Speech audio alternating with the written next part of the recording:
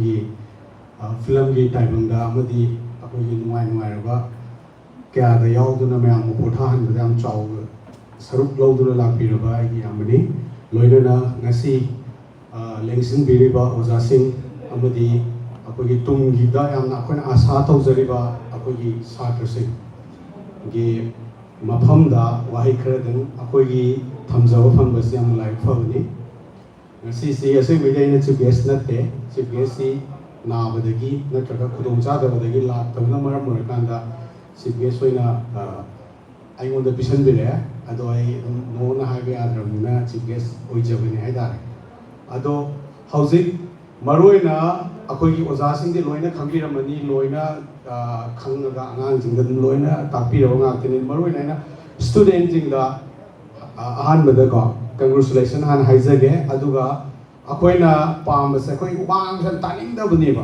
अंगावंगाइदा अखोइगी chief guest होइगेरा president होइगेरा अमो होइगेरा तानिंगदबने ओजाना गांगोरसु स्टूडेंट गै खितंग मुना ताबियो अखोइना फंक्शन अमा सिनबा मतमदा नियम खर तौवेबा नियम सि तौदेयादबगी तौरपने हाइतारे स्टूडेंट गैना पामिदि मागी प्राइस तो सा लाउना फंगगा सा लाउ चखिबदुनेबा मयाम फंगी चुमबु चुमदौरा चुमि नत्रा अदुबु जस्ट अखोई से अदुगा मु अखोइना मु कईगिदमक्ता सिदा यावरे इनोदुसु मु हाइजगेबको हाइबदि अखोइगी सिगी स्टूडेंट्स एडुकेयर की कांगु सिसु तोंगान बा अखोइगो वखल चानरुबा हाइतारे हंदक से थौदो अमदगी थेंगनाबनि थेंगनार मतुंग द मोइना अखोइ से अखोइ दोइना तहन बिरकपगी मरम से कईगिनोदा अखोइ से तांगोयना हंदक से इसै अमा पुथुए इसै सिदगी अखोइगी खंगनाबा खरा थेंगनाजरुबदगी ओजा होइना दुम सिगी फंक्शन सिसु अमता तौबियोना हाइबदा खुसि नोना हाइबा ngamdaduna लाक्सबनि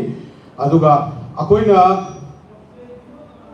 ngasiगी सिदा टॉपिक सिदा पुसिनजरपदा अखोइना मैथ्स कंपटीशन दा अखोइगी ngasiगी माइ पाबा जिंगदा मरोइना अखोइना थमजरिंगबसि अखोइगी हौजिकी मणिपुरगी ओइरइबा फिबम सिदा कंपटीशन अमा सिनबा हाइबसि अराइबो ओइत्रे हौजिक एडुकेयर गी अखोइगी इनाउना सु थम्बिरमिदो कंपटीशन अमा सिनकांदा हयेंग बन हंचित बन अदु अदा मयाम मरक सिदा पेरेंट्स अमदि ओजाजिंगना थवाइ असुकी मतिक याउबीबगी अखोइना सिगी फंक्शन जे सिनबा ngamjarineब अदुगा एडुकेयर गी कांगुनसु मतम चुपदो होना बिगदबसे अखोइगी मिचंग मिखाइ नाइदना अचुंबदा युमफम ओइरगा मखाताना होना बियो आंगांजिंगसे मरोइना अखोइ आंगांजिंगदा बिदाम लेतबसे मोइगी असोइबा सोयरम तारगदि मोइस पोजिशन तादरगसु अदुगी क्लैरिफिकेशन तौबा नंबो ओइबियो मरमदि अखोइना फिल्म गी लमदा थेंगनागानसु अखोइसे कंपटीशन तौरगांदा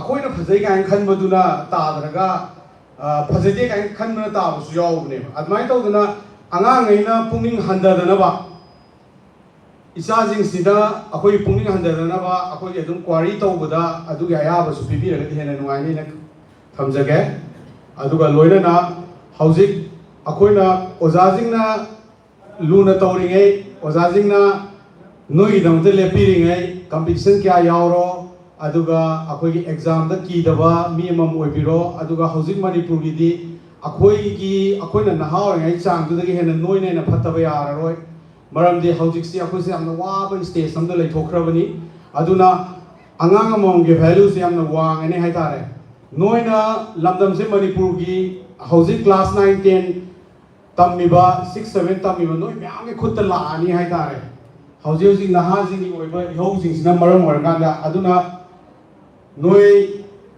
मथंग तारकपदसु कंपटीशन म्याम अमा यावरगा मंगोलोयो हायगा मतांगसे टेंशन जरगे थैंक यू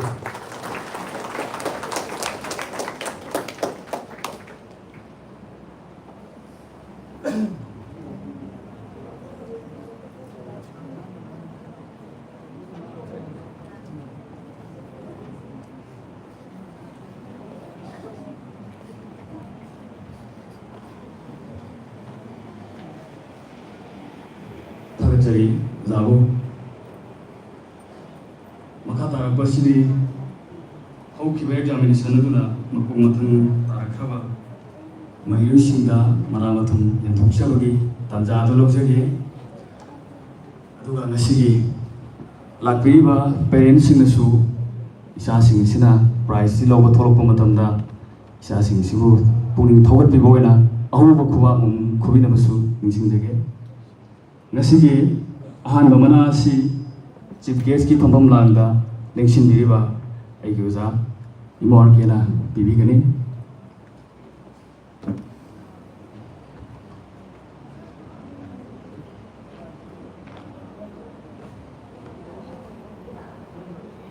ꯑꯍꯥꯟꯕꯁꯤꯗꯤ ꯀ꯭ꯂꯥꯁ 3ꯗꯒꯤ ꯍꯥꯟꯅ ꯂꯧꯈꯠꯆꯒꯦ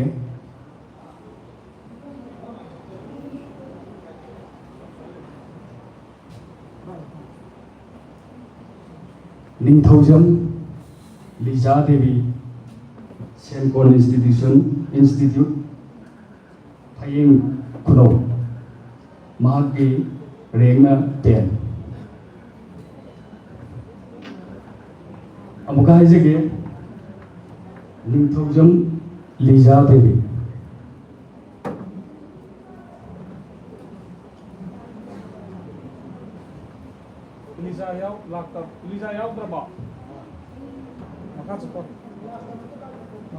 ꯂꯥꯛꯇ꯭ꯔꯦꯅ ꯂꯧꯖꯔꯒ ꯃꯈꯥ ꯇꯥꯔꯛꯄꯗ ꯀꯣꯟꯖꯦꯡꯕꯝ ꯄꯥꯔꯤꯉꯥꯟꯕ ꯃꯩꯇꯩ ꯌꯦꯅꯤꯡ ꯀꯣꯆꯤꯡ ꯁꯦꯟꯇꯔ ꯌꯥꯏꯔꯤꯄꯣꯛ ꯇꯣꯞ ꯁꯤꯡꯊꯥ ꯃꯍꯥꯛꯀꯤ ꯔꯦꯡ 10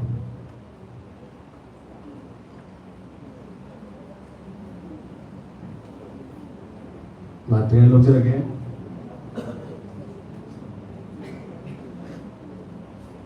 ꯀꯣꯏꯖꯝ ꯂꯣꯏꯉꯝꯕ ꯑꯉꯣꯝꯆꯥ ꯁꯦꯟꯀꯣꯟ ꯏꯟꯁꯇꯤꯇ꯭ꯌꯨꯠ ꯃꯍꯥꯛꯀꯤ ꯔꯦꯡꯅ 10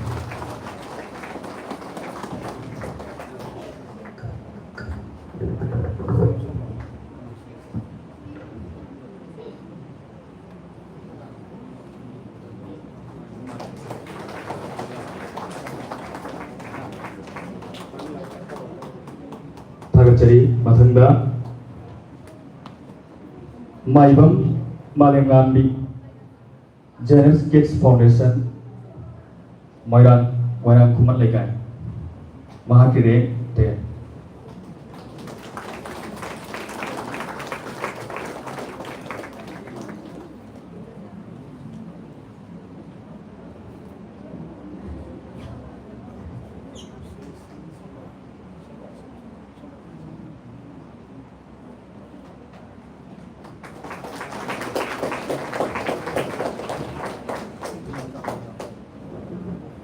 ꯊꯥꯒꯠꯆꯔꯤ ꯃꯊꯪꯗ ꯑꯣꯏꯅꯥꯝ ꯌꯨꯝꯖꯥꯎ ꯁꯅꯥ ꯗ ꯀꯝꯄ꯭ꯔꯦꯍꯦꯟꯁꯤꯞ ꯁ꯭ꯀꯨꯜ ꯑꯣꯏꯅꯥꯝ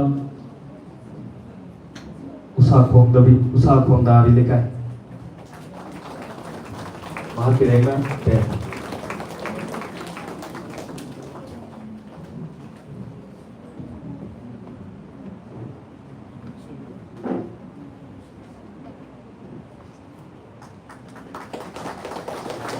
ꯊꯥꯒꯠꯆꯔꯤ ꯃꯊꯪ ꯁꯦꯝ ꯁꯥꯗꯨꯅ ꯂꯩꯕꯤꯌꯨ ꯌꯨꯕꯔꯥꯖ ꯋꯥꯏꯔꯣꯛꯄꯝ ꯇꯤꯅꯤ ꯗꯣꯠꯁ ꯌꯨꯅꯤꯛ ꯁ꯭ꯀꯨꯜ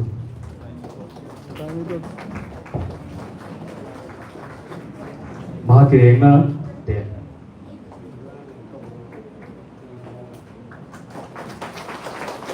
ꯊꯥꯒꯠꯆꯔꯤ ꯃꯊꯪꯗ ꯑꯔꯤꯕꯝ ꯃꯣꯍꯥꯃꯗ ꯁꯨꯐꯤꯌꯥ ꯁꯉꯥꯏꯌꯨꯝꯐꯝ ꯃꯍꯥꯛꯀꯤ ꯔꯦꯡ 9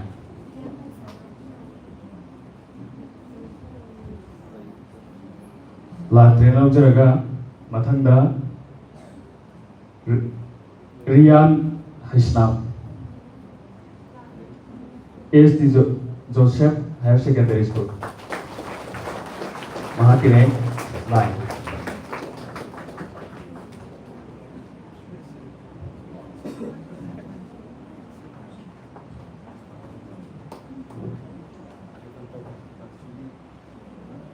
थागतजरी मथंगदा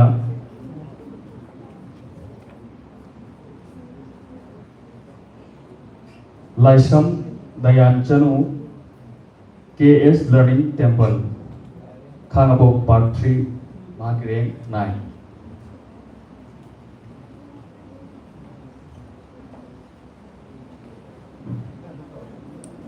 ꯂꯥꯛꯇ꯭ꯔꯦꯅ ꯂꯧꯖꯔꯒ ꯃꯊꯪꯗ ꯊꯣꯉꯥ ꯃꯅꯤꯊꯣꯏ ꯃꯩꯇꯩ ꯌꯦꯅꯤꯡ ꯀꯣꯆꯤꯡ ꯁꯦꯟꯇꯔ ꯊꯧꯕꯥꯜ ꯈꯦꯇ꯭ꯔꯤ ꯂꯩꯀꯥꯏ ꯃꯍꯥꯛꯀꯤ ꯔꯦꯡ 9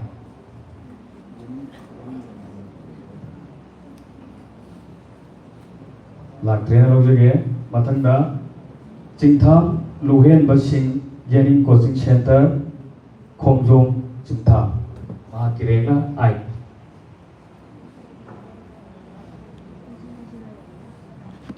ꯂꯥꯛꯇ꯭ꯔꯦꯅ ꯂꯧꯖꯔꯒꯦ ꯃꯊꯪꯗ ꯃꯌꯥꯡꯂꯝꯕꯝ ꯋꯥꯡꯂꯦꯟ ꯇꯤꯅꯤ ꯗꯣꯠꯁ ꯌꯨꯅꯤꯛ ꯁ꯭ꯀꯨꯜ ꯇꯣꯞ ꯈꯣꯡꯉꯥꯡ ꯃꯈꯣꯡ ꯃꯍꯥꯛꯀꯤ rank 8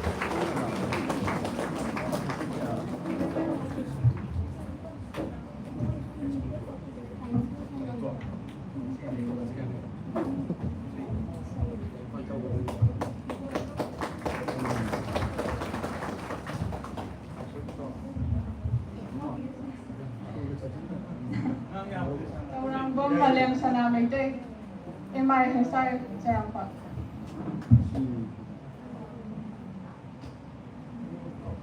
Mayang Nambam Wanglen Tiny Tots Unique School 10th rank.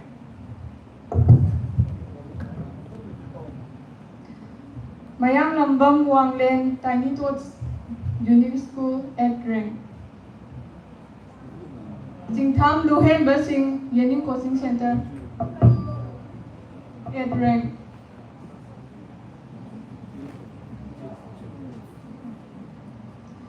Jingtham Luhen Basing. Next, Thongam Madithoi Maitai Yening Coaching Center 9th rank.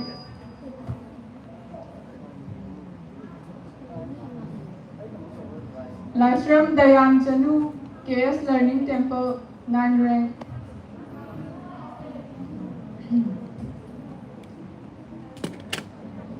Aribam Muhammad Sufyan ATM English School 9th rank.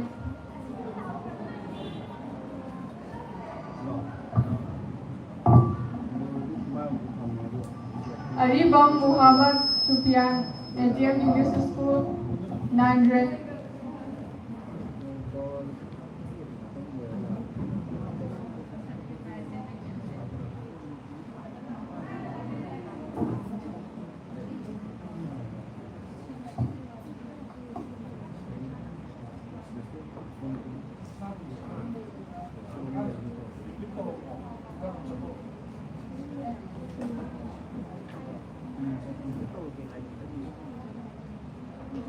Mayur Sana Widrom St. Joseph Higher Secondary School.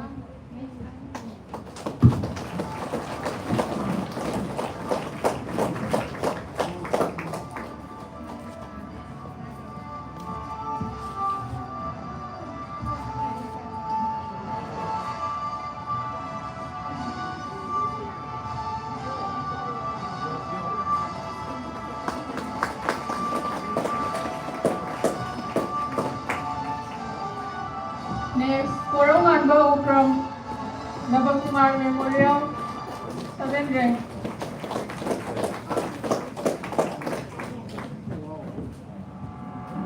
Next, please get ready. Pudit Sabam Suraj Singh, Eastern Malay Evergreen 7th rank.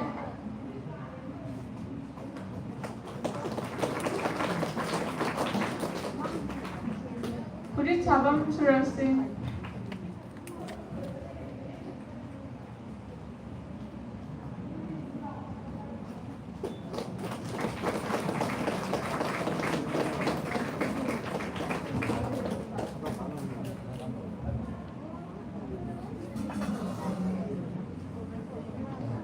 Next, Artika Lakshmi Konjeng Bam Yening Coaching Center.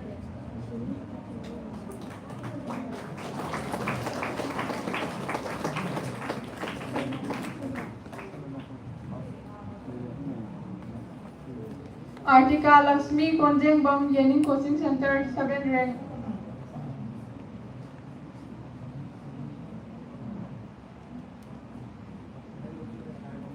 Last Rehaina Lauser Ageko. Kuning Sumbam James Singh, Iramdam Tutorial.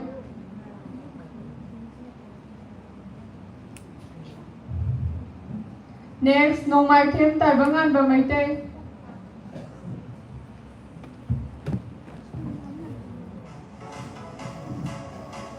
Mai Snam Mangal Mai Tây, MI Haisar Sarangpat.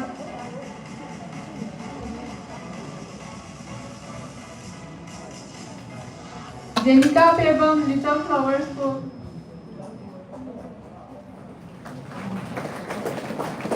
Next, Mangalagi Laurem, Nirmalabad Junior School.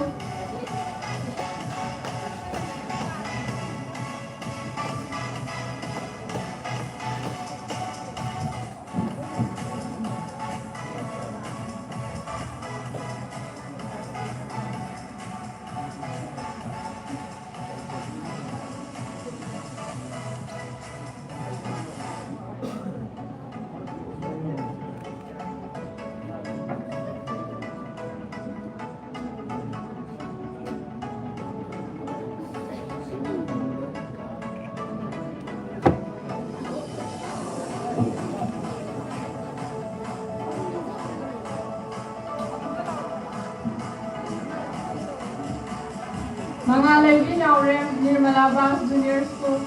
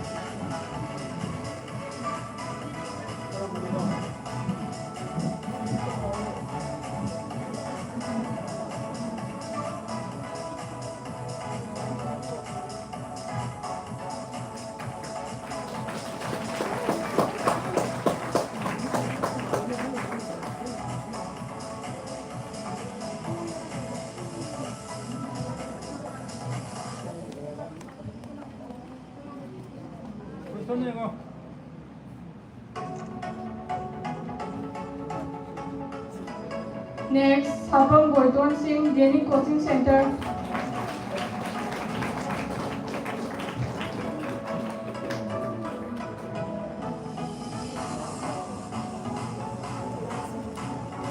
Sabam Goiton Singh, Deni Coaching Center. Jam Luang Bamaitai, St. George High School.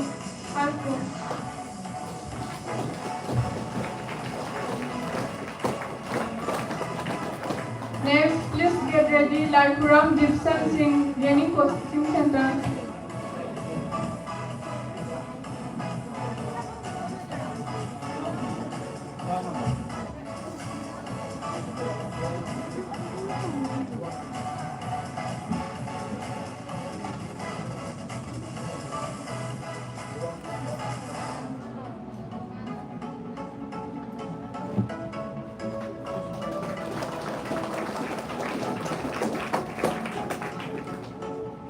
Laikuram Gibson Singh, Deni Coaching Center.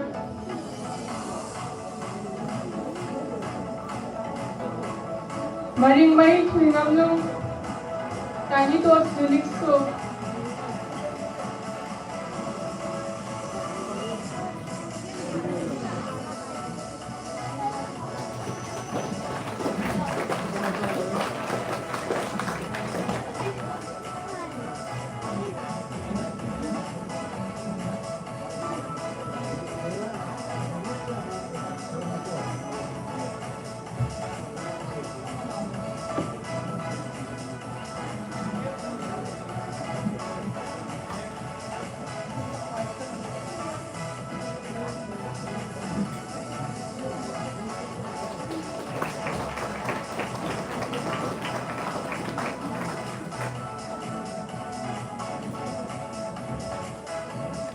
Manitoba MI Haisar Sarangpat.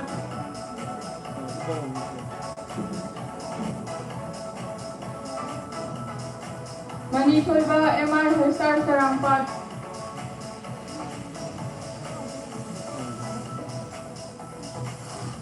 Wangkim Pamhaiba Singh MR Hesar Sarangpat,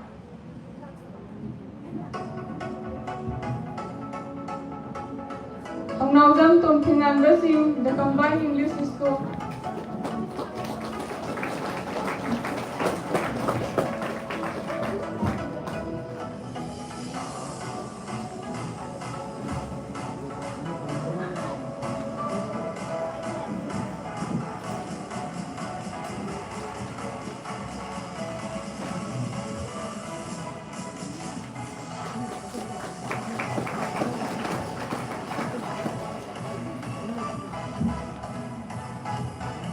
Ongnaujam Tumthinganba Singh, the Combined English School.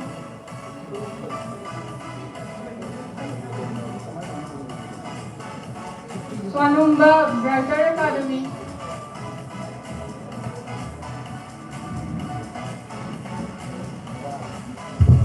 Marthana Kayo Pamamtan Nisingege Nasigi Prize Distribution Sida Satra Masama Direct Lakragasu Parents Lapiragadi Parents Topirata Prize Lobirava Barunsing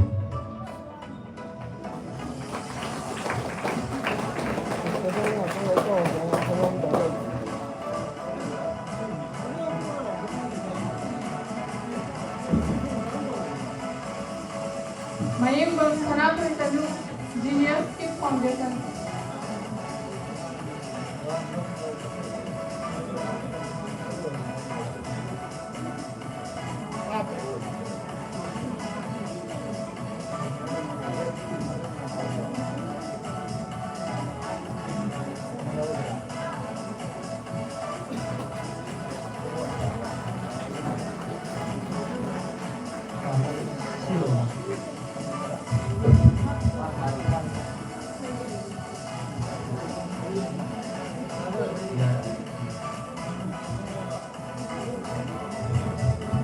Masan Chen Sabra Review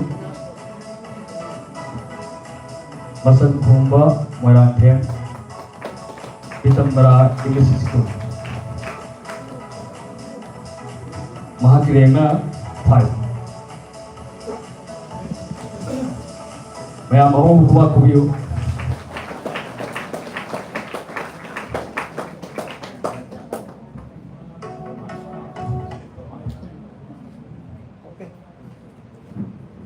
Tagachari Mathanda Wayengbam Devi Singh, the Combined English School Yurembam Awalaikai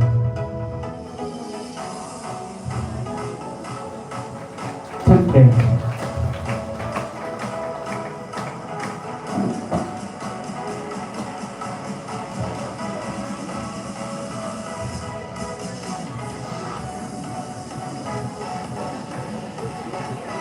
Mathang Shem Sabra Review Sarangthen Alex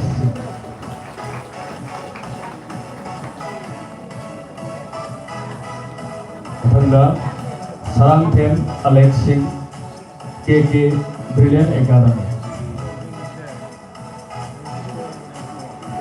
Fourth rank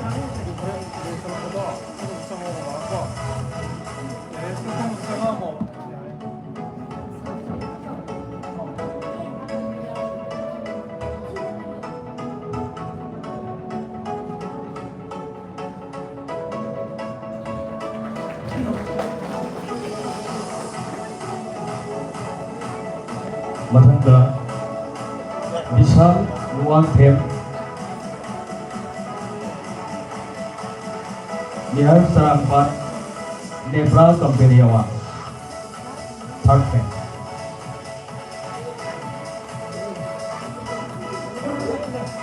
Amuka Nalisindege Vishal Nuwangthem Nihar Sarangpat Latihan Lukterge Mathangda Nithoi Henba Kids Campus School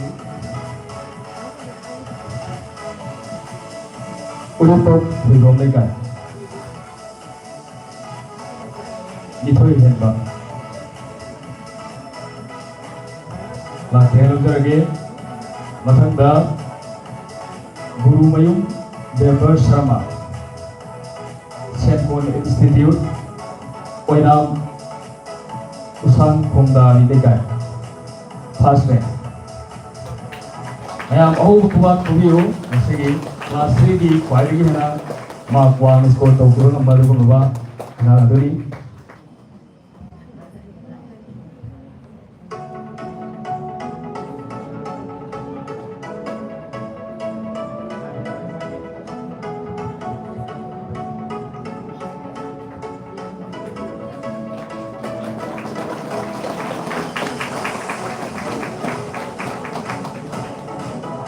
ꯊꯥꯒꯠꯆꯔꯤ ꯃꯊꯪ ꯑꯁꯤꯗꯤ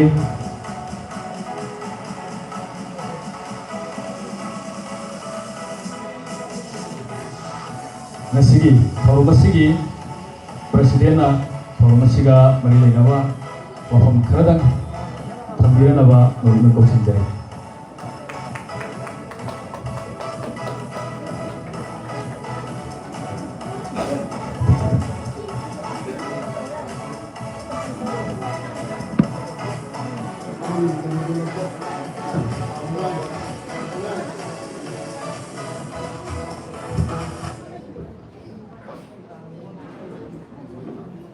ꯃꯛꯇꯗ ꯑꯩꯈꯣꯏ ꯄꯨꯝꯅꯃꯛꯄꯨ ꯁꯦꯝꯕꯤꯕ ꯂꯩꯁꯦꯝꯕ ꯃꯄꯨ ꯏꯕꯨꯡꯉꯣꯕꯨ ꯉꯝꯈꯩ ꯂꯩꯇꯅ ꯊꯥꯒꯠꯆꯩ ꯑꯗꯨꯅ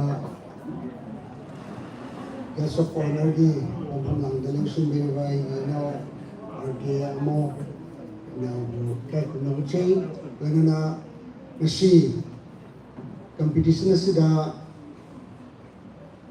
ꯃꯥꯏ ꯄꯥꯛꯂꯛꯈ꯭ꯔꯕ ꯁ꯭ꯀꯨꯜꯁꯤꯡꯒꯤ ꯄ꯭ꯔꯤꯟꯁꯤꯄꯥꯜꯁꯤꯡ ꯄꯦꯔꯦꯟꯁꯁꯤꯡ ꯈꯨꯗꯤꯡꯃꯛꯄꯨ ꯏꯀꯥꯏ ꯈꯨꯝꯅꯖꯩ ꯇꯁꯦꯡꯅ ꯑꯣꯖꯥ ꯑꯩꯈꯣꯏꯒꯤ ꯏꯗꯨꯀꯦꯌꯔꯒꯤ ꯑꯣꯖꯥ ꯋꯥꯁꯤꯡꯇꯟ ꯈꯣꯏꯅ ꯑꯩꯈꯣꯏꯕꯨ ꯁꯨꯃꯥꯏꯅ ꯉꯁꯤꯒꯤ ꯊꯧꯔꯝꯁꯤꯗ ꯌꯥꯎꯍꯟꯕꯤꯔꯤꯕꯁꯤ ꯑꯇꯩ ꯑꯃꯠꯇꯒꯤ ꯅꯠꯇꯦ ꯑꯇꯩ ꯑꯩꯈꯣꯏꯒꯤ ꯂꯩꯉꯥꯛꯀꯤ ꯀꯔꯤꯒꯤ ꯑꯃ ꯁꯤꯡꯁꯤ ꯃꯈꯣꯏ ꯌꯥꯝ ꯆꯤꯜꯂꯤ ꯑꯗꯨꯒ ꯃꯈꯣꯏ ꯃꯔꯛꯇꯒꯤꯁꯨ ꯍꯦꯛꯇ ꯆꯦꯟꯈꯤꯕ ꯇꯧꯒꯅꯤ ꯑꯗꯨꯒ ꯍꯧꯖꯤꯛꯀꯤ ꯑꯗꯨꯃꯥꯏꯅ ꯑꯉꯥꯡꯁꯤꯡ ꯃꯅꯥ ꯄꯤꯕꯤꯕꯗ ꯀꯨꯏꯅ ꯂꯦꯞꯄꯤꯕ ꯀꯨꯏꯅ ꯀꯩꯅꯣ ꯇꯧꯕꯤꯕꯗꯨ ꯑꯗꯨꯒꯤ ꯅꯨꯡꯉꯥꯏꯔꯣꯏꯗꯕ ꯑꯗꯨꯅ ꯉꯁꯥꯏꯒꯤ ꯌꯥꯝꯅ ꯍꯩꯁꯤꯡꯉꯦ ꯑꯗꯨꯒ ꯃꯈꯣꯏꯁꯤꯀꯩꯅꯣ ꯇꯧꯔꯦ ꯃꯄꯨꯡ ꯐꯥꯕꯁꯤꯡꯅꯤ ꯍꯥꯏꯅ ꯀꯧꯕ ꯅꯠꯇꯦ ꯑꯗꯨꯕꯨ ꯑꯩꯈꯣꯏꯅ ꯀꯩꯁꯨ ꯊꯣꯏꯗꯣꯛꯄ ꯍꯥꯏꯅꯤꯡꯉꯥꯏ ꯂꯩꯇꯦ ꯑꯗꯨꯕꯨ ꯑꯩꯈꯣꯏꯒꯤ ꯂꯥꯏꯐꯇ ꯊꯦꯡꯅꯔꯛꯈ꯭ꯔꯕ ꯑꯁꯣꯏꯕ ꯀꯌా ꯑꯃꯗꯤ ꯃꯥꯏ ꯄꯥꯛꯂꯛꯄꯒꯤ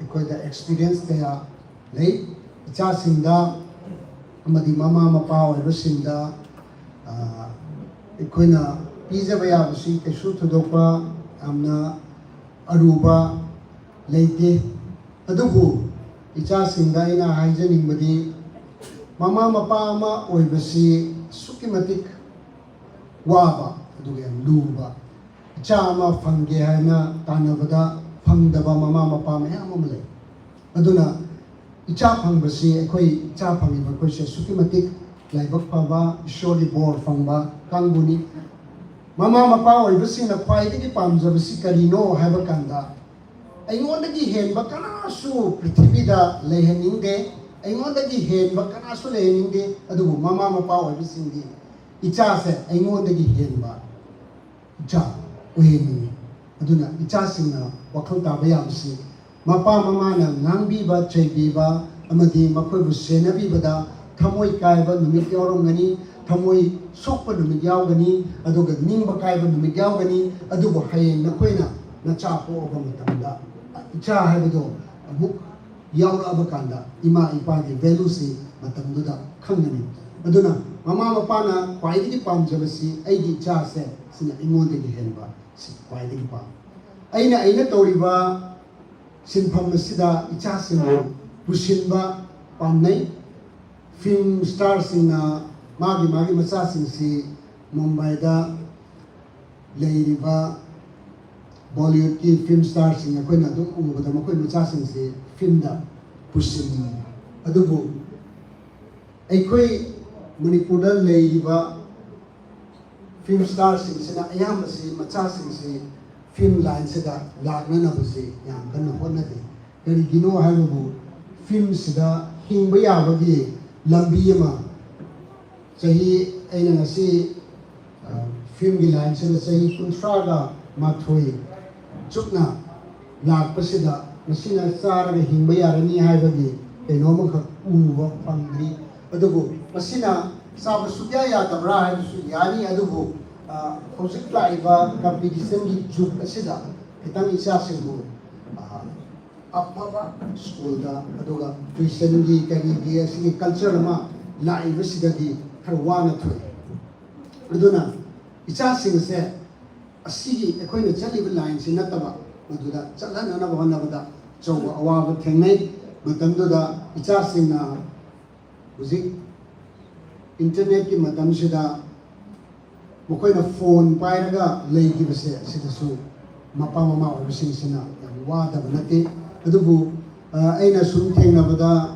ꯌꯨꯇ꯭ꯌꯨꯕꯇ ꯊꯦꯡꯅꯖꯕꯗ ꯒꯨꯒꯜ ꯕꯣꯏ ꯍꯥꯏꯅ ꯑꯉꯥꯡ ꯑꯃ ꯊꯦꯡꯅꯩ ꯃꯗꯨꯒꯤ ꯑꯉꯥꯡꯗꯨꯒꯤ ꯃꯇꯧ ꯇꯝꯕ ꯑꯉꯥꯡꯁꯤ ꯍꯧꯖꯤꯛ ꯐꯥꯎꯕꯗꯤ ꯃꯅꯤꯄꯨꯔꯗ ꯑꯩꯅ ꯑꯃ ꯐꯥꯎꯕ ꯎꯗ꯭ꯔꯤ ꯍꯥꯏꯅ ꯂꯧꯖꯩ ꯒꯨꯒꯜ ꯕꯣꯏ ꯍꯥꯏꯕ ꯑꯉꯥꯡꯁꯤ ꯄ꯭ꯔꯥꯏꯃꯥꯔꯤ ꯁ꯭ꯀꯨꯜꯒꯤ ꯑꯣꯖꯥ ꯑꯃꯒꯤ ꯃꯆꯥꯅꯤ ꯃꯥꯁꯤ ꯌꯥꯝꯅ ꯍꯪꯕ ꯌꯥꯝ ꯀꯟꯕ ꯑꯗꯨꯒ ꯃꯥꯁꯤ ꯍꯪꯃꯟꯕꯗꯒꯤ ꯃꯥꯁꯤ ꯃꯄꯥꯁꯤꯅ ꯈꯥꯡꯕ ꯉꯝꯗꯕ ꯃꯥꯅ ꯈꯪꯗꯕꯁꯨ ꯃꯌꯥꯝ ꯑꯃ ꯍꯪꯖꯤꯜꯂꯛꯄ ꯑꯗꯨꯗ ꯃꯥꯅ ꯐꯣꯟ ꯈꯔ ꯐꯠꯇꯕ ꯑꯃ ꯄꯤꯕꯅꯤ ꯃꯆꯥꯁꯤꯗ ꯑꯗꯨ ꯅꯪꯅ ꯍꯪꯅꯤꯡꯕꯗꯣ ꯁꯤꯗ ꯍꯪꯉꯣꯏ ꯏꯕꯨꯡꯉꯣ ꯍꯥꯏꯅ ꯃꯄꯥꯁꯤ나 ꯐꯣꯟ ꯈꯔ ꯐꯠꯇꯕ ꯑꯃ ꯄꯤꯕꯤ ꯑꯗꯨꯗꯒꯤ ꯃꯆꯥꯁꯦ ꯒꯨꯒꯜꯗ ꯆꯪꯉꯒ ꯃꯥꯅ ꯈꯪꯅꯤꯡꯕ ꯃꯈꯩꯁꯦ ꯍꯪꯗꯅ ꯁꯨꯝ ꯈꯪꯒꯠꯂꯛꯄꯗꯒꯤ ꯃꯥꯁꯤ ꯔꯤꯁꯣꯔꯁ ꯄꯥꯔꯁꯟ ꯑꯣꯏꯅ ꯁꯨꯝ ꯆꯠꯄ ꯍꯧꯒꯠꯂꯛꯄꯗꯒꯤ ꯐꯣꯟ ꯑꯐꯕ ꯄꯤꯗꯅ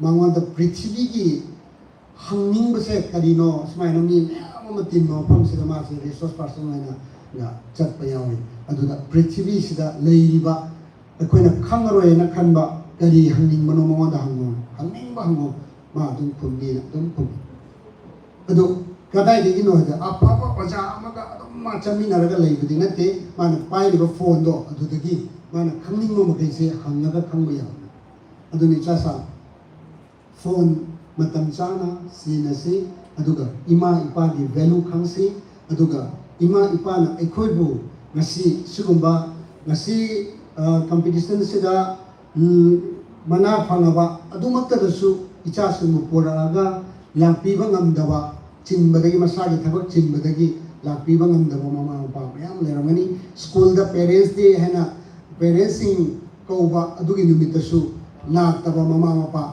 ꯌꯥꯎꯏ ꯑꯗꯨꯒ ꯃꯃꯥꯅ ꯑꯌꯥꯝꯕ ꯆꯠꯂꯤ ꯁꯤꯒꯨꯝꯕ ꯊꯕꯛꯁꯤ ꯃꯄꯥꯗ ꯑꯌꯥꯝꯕ ꯆꯠꯇꯦ ꯃꯃꯥꯅ ꯑꯌꯥꯝꯕ ꯆꯠꯂꯤ ꯑꯗꯨꯅ ꯌꯥꯔꯤꯈꯩꯗꯤ ꯃꯄꯥꯁꯨ ꯆꯠꯄꯤꯕ ꯑꯗꯨꯒ ꯌꯥꯎꯕꯤꯕ ꯑꯗꯨꯒ ꯉꯁꯤꯃꯛꯁꯤꯗꯁꯨ ꯅꯣꯡꯁꯤꯅ ꯃꯤ ꯀꯌꯥ ꯂꯥꯛꯄ ꯉꯝꯃꯣꯏ ꯍꯥꯏꯅ ꯑꯩꯈꯣꯏ ꯑꯗꯨꯝ ꯊꯥꯖꯩ ꯑꯗꯨ ꯈꯔ ꯂꯥꯛꯇꯦ ꯅꯣꯡꯅ ꯅꯠꯇꯅ ꯍꯧꯖꯤꯛꯀꯤ ꯑꯩꯅ ꯍꯥꯏꯔꯤꯕ ꯑꯗꯨꯃꯥꯏꯅ ꯀꯣꯟꯅ ꯂꯧꯔꯁꯨ ꯌꯥꯎꯗꯅꯣ ꯍꯥꯏꯅ ꯈꯜꯂꯒ ꯂꯥꯛꯇꯕꯁꯨ ꯑꯗꯨꯝ ꯌꯥꯎꯅꯤꯅ ꯈꯜꯂꯤ ꯍꯣꯠꯅꯗ꯭ꯔꯕ ꯂꯝꯖꯦꯟ ꯆꯦꯟꯗꯕ ꯃꯤꯅ ꯃꯅꯥ ꯐꯪꯉꯤ ꯑꯁꯤ ꯂꯩꯇꯦ ꯇꯨꯝꯃꯒ ꯂꯩꯕ ꯃꯤꯅ ꯀꯩꯗꯧꯉꯩꯗꯁꯨ ꯂꯝꯖꯦꯟ ꯊꯣꯏꯔꯣꯏ ꯑꯗꯨꯒ ꯑꯩꯅ ꯑꯩꯒꯤ ꯏꯆꯥꯁꯤꯡꯗ ꯑꯩ ꯏꯆꯥ ꯑꯅꯤ ꯅꯨꯄꯥ ꯑꯃꯒ ꯅꯨꯄꯤ ꯑꯃꯒ ꯂꯩ ꯅꯨꯄꯥꯗꯨ ꯆꯥꯏꯅꯤꯁ ꯁ꯭ꯀꯨꯜꯗ 12 ꯐꯥꯎꯕ ꯇꯝꯃꯝꯃꯒ ꯍꯧꯖꯤꯛ B.Tech ꯇꯧꯔꯒ ꯂꯩ ꯑꯗꯨ ꯀꯝꯄꯤꯇꯤꯁꯟ ꯀꯩꯀꯥ ꯌꯥꯝ ꯌꯥꯎꯍꯜꯂꯛꯏ ꯑꯗꯨ ꯃꯅꯥ ꯂꯧꯗꯅ ꯐꯥꯔꯁ ꯇꯥꯕ ꯈꯣꯠꯄꯗꯤ ꯇꯧꯔꯛꯇꯦ ꯑꯗꯨꯒ ꯑꯩꯅꯁꯨ ꯏꯆꯥꯗ ꯔꯦꯡk 1 ꯂꯥꯛꯅꯅꯕ ꯑꯗꯨꯒ ꯃꯅꯥ ꯐꯥꯔꯁ ꯄ꯭ꯔꯥꯏꯖ ꯁꯦꯀꯦꯟ ꯄ꯭ꯔꯥꯏꯖ ꯐꯪꯅꯅꯕ ꯑꯗꯨꯒꯨꯝꯕꯁꯨ ꯑꯩꯅ ꯊꯧꯕ ꯂꯩꯇꯦ ꯃꯔꯝꯗꯤ ꯀꯔꯤꯒꯤꯅꯣ ꯍꯥꯏꯔꯀꯥꯟꯗ ꯑꯩꯅ ꯄꯥꯝꯃꯤꯁꯤꯗꯤ ꯌꯥꯎꯕ ꯊꯧꯗꯣꯛ ꯈꯨꯗꯤꯡꯃꯛ ꯍꯤꯔꯝ ꯈꯨꯗꯤꯡꯃꯛ ꯌꯥꯎꯕ ꯉꯝꯅꯕ ꯍꯣꯠꯅꯕ ꯌꯥꯎꯕ ꯑꯗꯨ ꯈꯪꯗꯣꯛꯄ ꯍꯌꯦꯡ ꯑꯩꯒꯤ ꯏꯆꯥꯁꯤꯡꯕꯨ ꯑꯃꯨꯛ ꯑꯩꯈꯣꯏꯅ ꯒꯥꯏꯗ ꯇꯧꯕꯤꯕ ꯃꯇꯝꯗ ꯂꯥꯏꯅ ꯅꯨꯡꯉꯥꯏꯅ ꯌꯥꯝꯅ ꯇꯧꯕꯤꯕ ꯌꯥꯅꯅꯕ ꯑꯗꯨꯒ ꯃꯤꯔꯛꯇ ꯊꯣꯛꯑꯒ ꯂꯦꯞꯄꯒ ꯉꯥꯏꯍꯥꯛꯇꯪ ꯃꯤꯅꯤꯠ 5ꯗꯁꯨ 10ꯗꯁꯨ ꯂꯦꯞꯄꯒ ꯋꯥꯍꯩ ꯈꯔ ꯉꯥꯡꯕ ꯉꯝꯅꯅꯕ ꯂꯤꯗꯔꯁꯤꯞ ꯀ꯭ꯋꯥꯂꯤꯇꯤ ꯑꯩꯉꯣꯟꯗ ꯂꯥꯛꯄ ꯌꯥꯅꯅꯕꯒꯤꯗꯃꯛꯇ ꯃꯤꯔꯛ ꯊꯣꯛꯑꯒ ꯋꯥ ꯉꯥꯡꯕ ꯃꯤꯔꯛ ꯇꯤꯟꯕ ꯉꯝꯕ ꯃꯥꯏ ꯄꯨꯈꯠꯄ ꯉꯝꯅꯕ ꯑꯩꯈꯣꯏꯁꯤ ꯑꯌꯥꯝꯕ ꯃꯇꯝꯗ ꯑꯥꯔꯇꯤꯁꯁꯤꯡꯁꯤ ꯌꯥꯝꯅ ꯃꯥꯏꯒ ꯀꯟꯕ ꯑꯗꯨꯒ ꯃꯥꯏ ꯀꯟꯕꯗꯧꯅ ꯑꯗꯨꯃꯥꯏꯅ ꯏꯀꯥꯏꯕꯒꯁꯤ ꯀꯌꯥ ꯈꯪꯗꯕꯒꯨꯝꯅ ꯈꯟꯕꯁꯨ ꯌꯥꯎꯒꯅꯤ ꯑꯗꯨꯕꯨ ꯕꯖꯥꯔꯗ ꯑꯗꯨꯒ ꯃꯤꯔꯛ ꯇꯤꯟꯕꯗ ꯑꯩꯈꯣꯏ ꯆꯠꯂꯒ ꯑꯩꯈꯣꯏꯒꯤ ꯃꯥꯏꯁꯤ ꯄꯨꯔꯒ ꯑꯩꯈꯣꯏꯁꯨ ꯆꯠꯂꯒ ꯑꯗꯨꯗ ꯏꯀꯥꯏꯕ ꯐꯥꯎꯗꯕ ꯑꯗꯨꯒꯨꯝꯕꯗꯤ ꯇꯧꯗꯦ ꯑꯗꯨꯝ ꯏꯀꯥꯏ ꯃꯤꯔꯛ ꯆꯪꯕꯗꯁꯨ ꯑꯗꯨꯝ ꯏꯀꯥꯏ ꯑꯗꯨꯒ ꯑꯩꯒꯤ ꯏꯊꯧ ꯑꯃ ꯇꯧꯕꯗꯣ ꯏꯊꯧ ꯑꯃ ꯍꯦꯛ ꯇꯧꯕ ꯃꯇꯝꯗ ꯑꯗꯨꯗꯗꯤ ꯀꯔꯤ ꯇꯧꯒꯦ ꯑꯇꯠꯄ ꯐꯤ ꯁꯦꯠꯂꯨꯔꯥ adagi kari tawgadabano adugi matamdudadi ikaiba ama phau leite adugu ithau kari ta leitaba mafamdo aduda changaga adu koyu dupa adu kedoba adu mudadi ikai aduna ichasingda hainingmadi aina tawgadaba thabakto tawba matamda aina kaisu ikai ngai leite ai mana famdasanu aduga adum yawgadamni famni base asi hausiksu ai mana famnge haina ingoda chawthokningai leite maramdi asigi famni basina ai aroiba nate ai mana di karama matamdano haiba kan ai punsigi aroiba ai mahi tamba loipa aduga yumkai palaba ima ipa gi seba tawba ngamba aduga ima ipa bu aina thangkala mangamba ima ipa gi mai thiandaba aduga macha ma aina oiba ngamabadi ai chobo mai pa ko mi moire wari macha am thabi jage gada loiba nupa ma lei magi gada loiba nupa se sisina mani ma phani mani se magi magi ni khangjadaba adubu mana nung se phajagre da haina mana khalaga magi gada gi manga samsi di yanbi adugu mana gada se iru jabi ba matam adagi nan thopi sitok nan thopi ba matam ki nung si so som sitok nan thopi adugu nong madi khang khau da nupa ma lai aduga smagi gada da yani ga nung si atang nung ni appo pa nung ni sa diamond ni asma nangoda ke dong si gada sa sum yan le e lupa lising ma piramage lising ma piramage da ni sai gada gi mapu tu di khangzadabnina ho ho ha lupa lising ma di thokre aduga lupa tu na mai makutta diamond do phangaba matungda si diamond sina si to ba do ta paisa suk phangba mana ra na si ngatang sagat sabni ngatang sagat minit manga farapa matum makutta ki taraga diamond do macha tana kai matum do da diamond lore lupa tu na nang gadagi naksamda sukina sahi ani chukna ya laga gadada ta aga leba matamdagi nang kaide aduga ai khutta minit manga khak lakpada nang sukam na macet ta ge kai sikari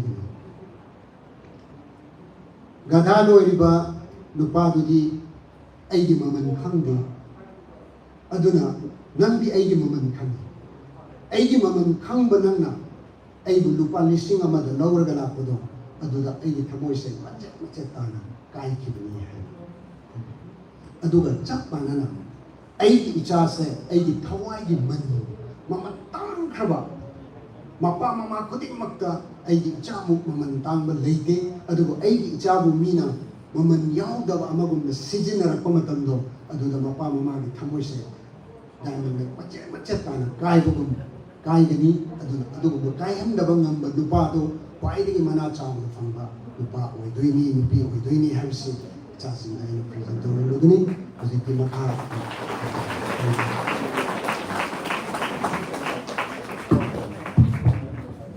Thagachari Ojabu Makha Tarakpa Prize City Sir Pranjit Coordinator Student Educator Sampana PBN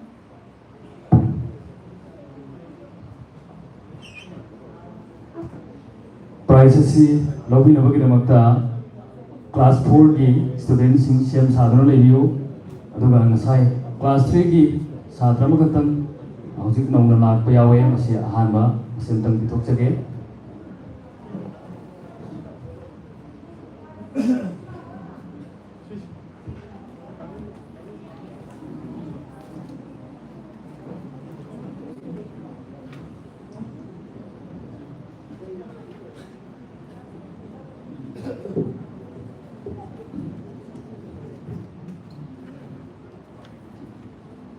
Mithoi Henba Kids Campus School Oripo Hirom Laikai Rank 2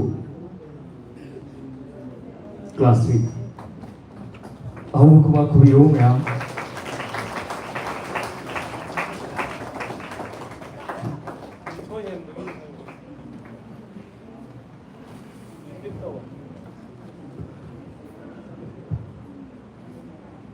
Mithoi Henba Kids Campus School Uripo Hirom Laikai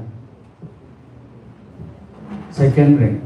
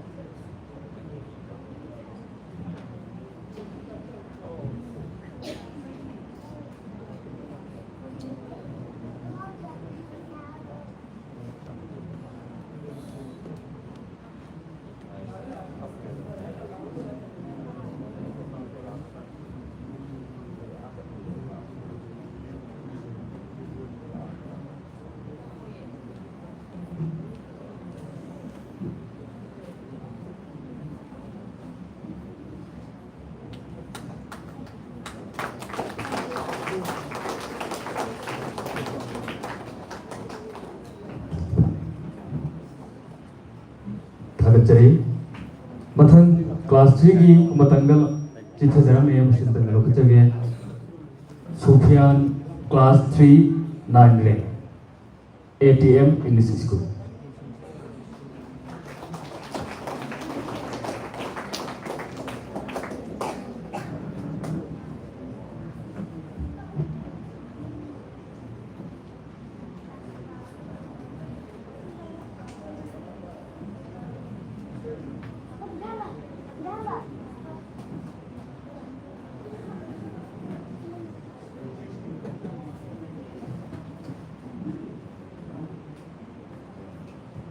ꯃꯊꯪꯗ ꯁꯦꯝ ꯁꯥꯗꯨꯅ ꯂꯩꯕꯤꯌꯨ class 4ꯒꯤ ꯁ꯭ꯇꯨꯗꯦꯟꯠꯁꯤꯡ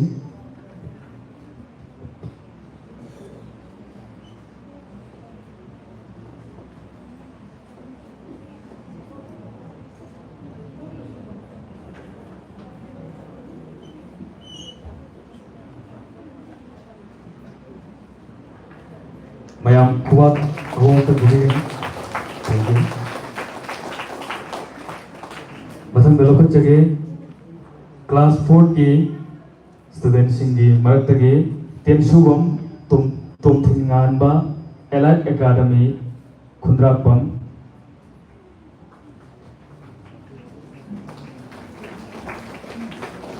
ꯇꯦꯟꯁꯨꯕꯝ ꯇꯣꯝꯊꯤꯡꯉꯥꯟꯕ 10 rank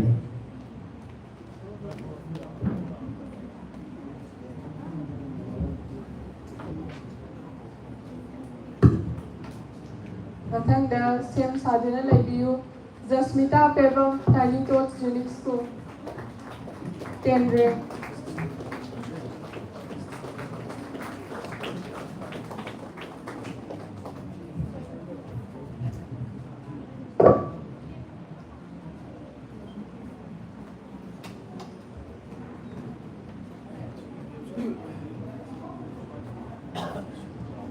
ꯃꯊꯪꯗ ꯁꯦꯝ ꯁꯥꯗꯨꯅ ꯂꯩꯕꯤꯌꯨ ꯀꯣꯂꯣꯝ ꯗꯦꯂꯤꯖꯥ Devi ꯀꯣꯝꯕꯥꯏꯟ English school 10 rank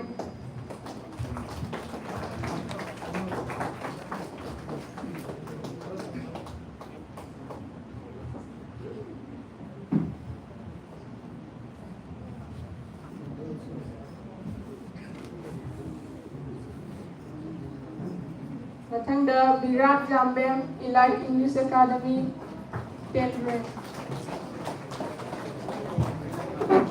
ꯊꯥꯒꯠꯆꯔꯤ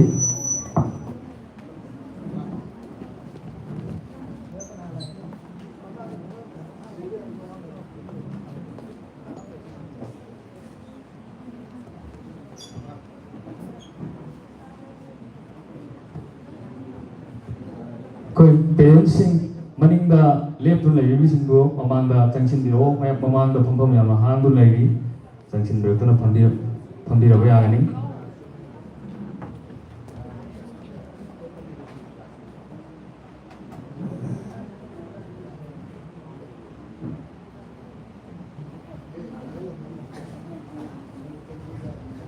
Sagosem Albert PCC Lemapokpam 10 rank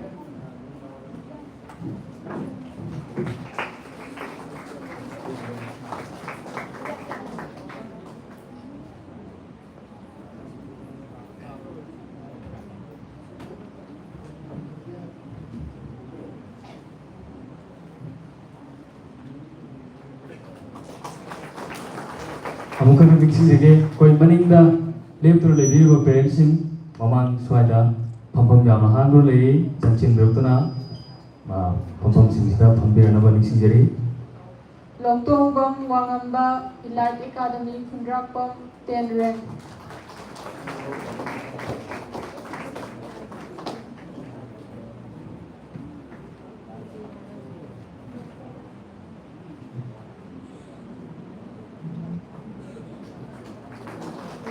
ꯊꯥꯒꯠꯆꯔꯤ Waikom Athoiba Elite Academy Khundrakpam 9 rank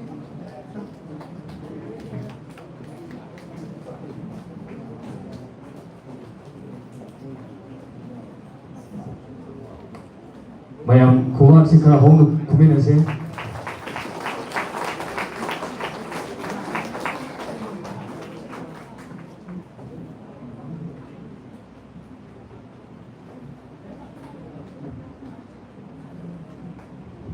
ꯊꯥꯒꯠꯆꯔꯤ ꯃꯊꯪꯗ ꯅꯥꯎꯔꯣꯏꯕꯝ ꯂꯥꯏꯅꯤꯡꯂꯦꯟ ꯑꯦꯂꯥꯏꯠ ꯑꯦꯀꯥꯗꯃꯤ ꯈꯨꯟꯗ꯭ꯔꯥꯛꯄꯝ ꯈꯨꯔꯥꯏ ꯀꯣꯟꯁꯝ ꯂꯩꯀꯥꯏ 9 rank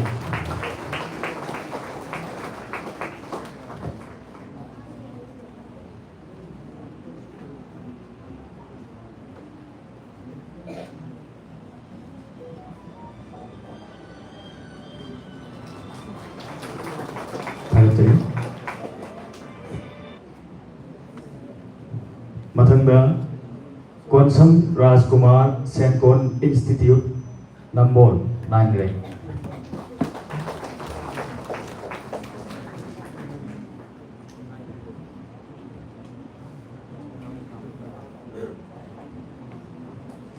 मथंग सेम साधन लेबियो मोइरेंजम रॉबर्टसन मथंगी मोइरेंजम रॉबर्टसन सेंकोन इंस्टीट्यूट इरिंबम ऑन लेकाय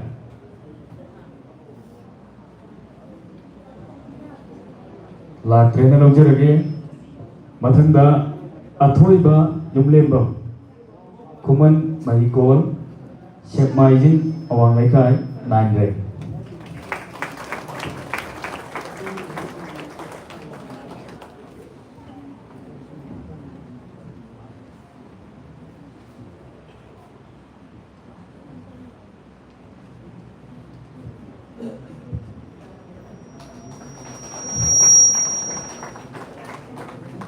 थागतचरी अखोइगी ngasiगी छात्रसिंग असे सुकी मतिक यामन खिबना मयाम दोदी खुबाबसे अवाब मदि ओइरनी खनसे दुगो मयाम इसा सिंगी दमक्तनी खनबेगा थौना हाबी बोरगा कोइगी खुबाकसे हौना कुमिनसे हन टेनिसन अहम सांबम सेंकोन इंस्टीट्यूट अमुकनिंग सिंगे टेनिसन अहम सांबम सेंकोन institute 8 rank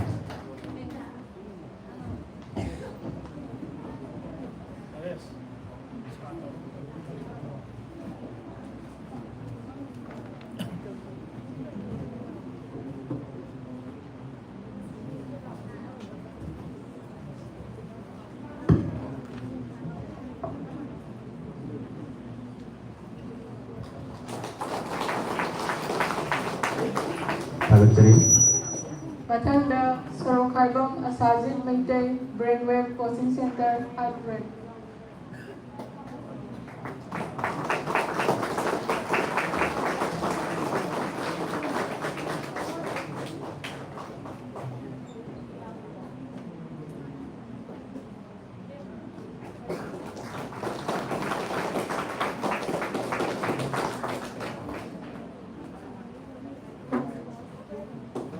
Matanda, Ningthauzam Boitol Mangang Iramdam Tutorial, 8 rank.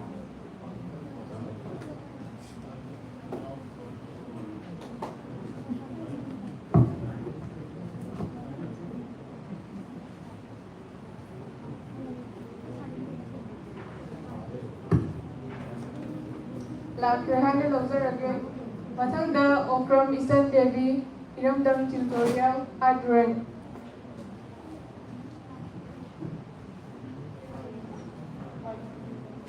Okram Isan Devi Iramdam Tutorial, 8 rank.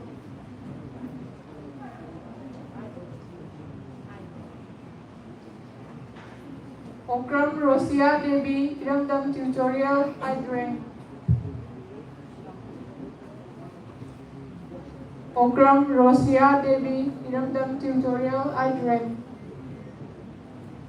लाक्रेन लौजरगे Sinam William Iramdam Tutorial, 7 rank.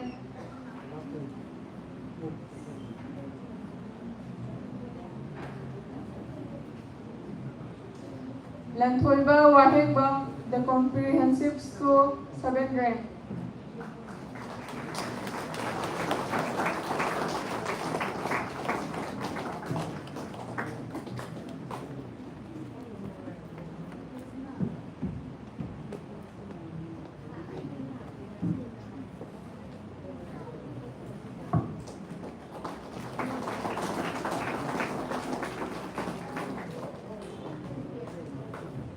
Baby Mutum, the Comprehensive School, 6th rank.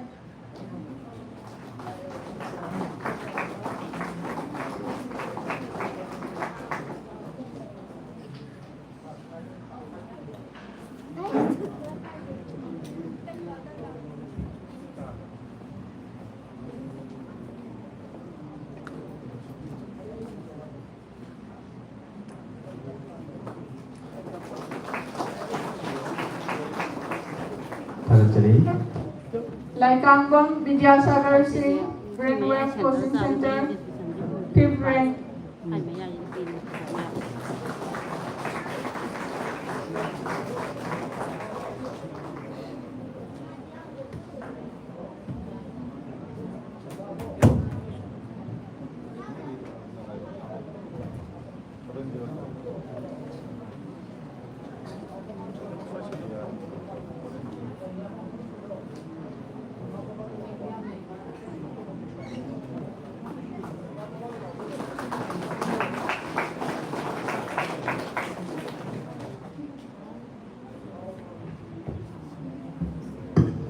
Maibam Sika Devi, Iramdam Tutorial, 5th rank. Maibam Sika Devi, Iramdam Tutorial, 5th rank.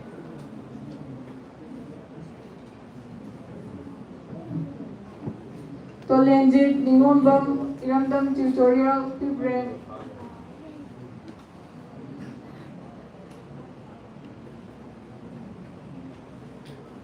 Lakrena logjarage.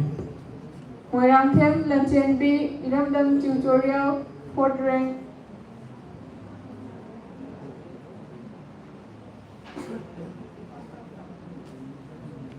Mutum Diyal Singh, Iramdam Tutorial, 4th rank. Marathana ngasigi student sing masa direct lakragasu parents sing natraga natnaba sing yauragadi prize se rum lobi yagani haina ningsingege. TIS Malanganba Maitai, Iramdam Tutorial, 4th rank.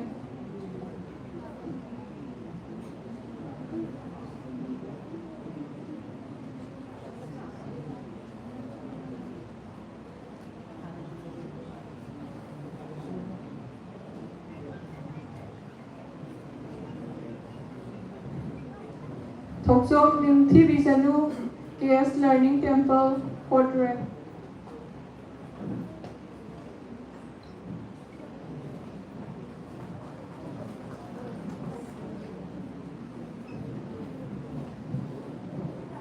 Thoksom Nimthi Visanu, KS Learning, 4th rank.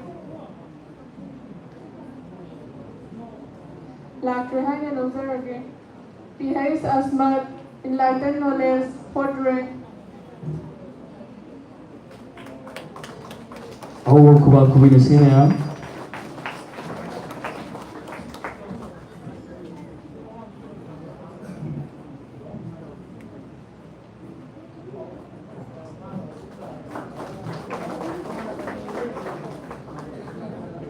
Wakambam Sagai Ganba, Elite Academy, Kundrakpam, 3rd rank.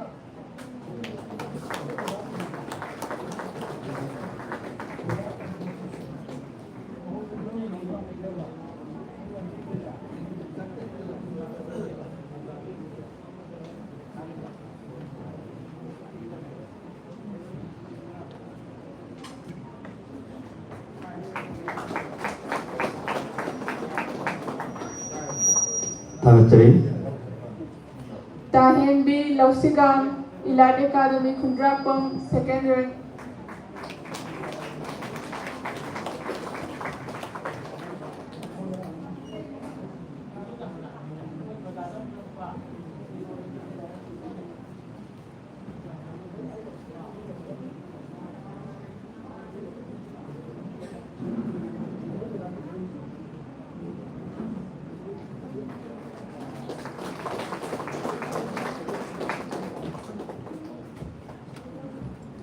Mangalaibi Oinam, Career Counseling Coaching, 1st rank.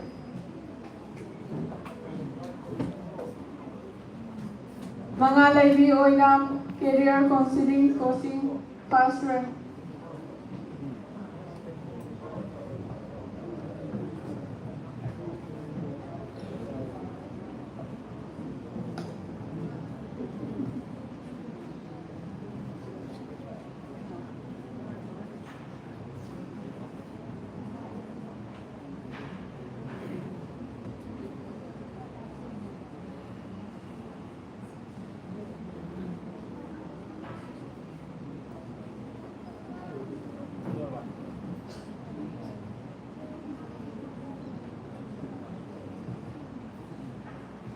ꯃꯔꯛꯇꯅ class 3ꯒꯤ ꯑꯉꯥꯡ ꯑꯃꯇꯪ ꯀꯧꯈꯠꯆꯒꯦ ꯅꯤꯡꯊꯧꯖꯝ ꯂꯤꯖꯥ Devi ꯁꯦꯟꯀꯣꯟ institute ꯐꯌꯦꯡ ꯆꯤꯡ ꯈꯨꯅꯧ ꯇꯦꯟꯕꯦꯡ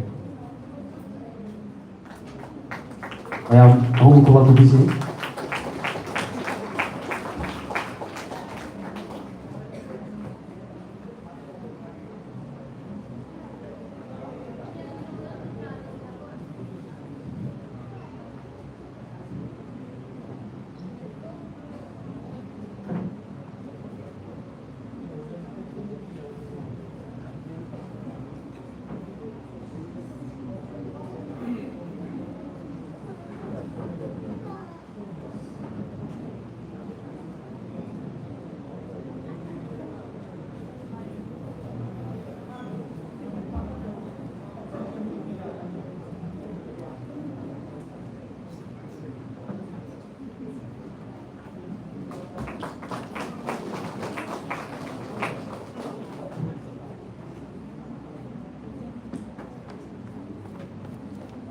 ꯃꯊꯪꯗ ꯀꯣꯏꯖꯝ ꯊꯣꯏꯍꯦꯟꯕꯤ ꯁꯦꯟꯀꯣꯟ institute 8 rank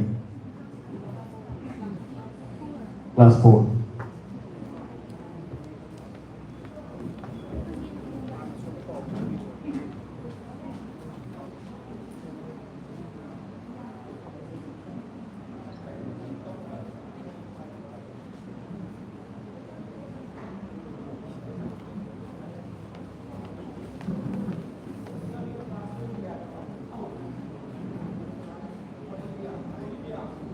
ꯋꯥꯔꯧꯕꯤꯔꯣꯏ ꯑꯩꯈꯣꯏ ꯁꯥꯇ꯭ꯔꯁꯤꯡꯁꯤ ꯂꯥꯛꯇ꯭ꯔꯦ ꯍꯥꯏꯅ ꯑꯩꯈꯣꯏ ꯄ꯭ꯔꯥꯏꯖꯁꯤꯡ ꯑꯗꯨ ꯑꯩꯈꯣꯏ ꯇꯣꯉꯥꯟꯅ ꯑꯃꯨꯛ ꯂꯣꯏꯁꯤꯜꯂꯒ ꯊꯝꯃꯨꯕ ꯑꯗꯨꯒꯤ ꯑꯃꯨꯛ ꯅꯧꯅ ꯑꯃꯨꯛ ꯊꯤꯅꯕꯗ ꯈꯤꯇꯪ ꯃꯇꯝ ꯂꯧꯖꯕꯅꯤ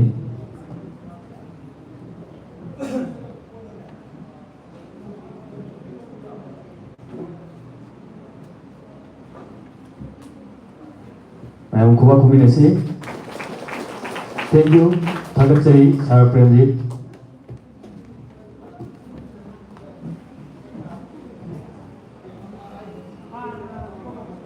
ꯃꯊꯪꯁꯤꯗꯤ ꯀ꯭ꯂꯥꯁ 5ꯒꯤ ꯁ꯭ꯇꯨꯗꯦꯟꯠꯁꯤꯡ ꯁꯦꯝ ꯁꯥꯗꯨꯅ ꯂꯩꯕꯤꯌꯨ ꯉꯁꯤꯒꯤ ꯄ꯭ꯔꯥꯏꯖ ꯑꯁꯤ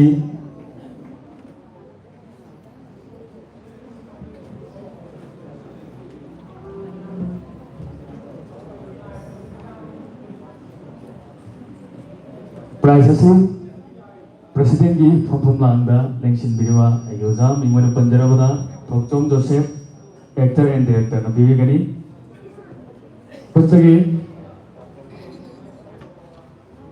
ꯁꯣꯔꯦꯟ ꯁꯥꯡꯕꯝ ꯋꯥꯡꯂꯦꯟ ꯃꯤꯇꯩ ꯃꯍꯤꯁꯪ coaching centre Thoubal Kiyam Siphai 10 rank class 5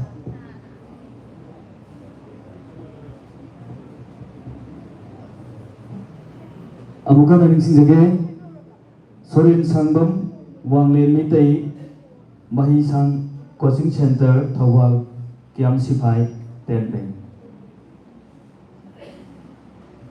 ꯂꯥꯛꯇ꯭ꯔꯦ ꯈꯟ ꯂꯧꯖꯔꯒꯦ ꯃꯊꯪꯗ Hanglem Ricky Singh brain wave coaching centre Naharup ꯄꯥꯡꯒꯣ 10 rank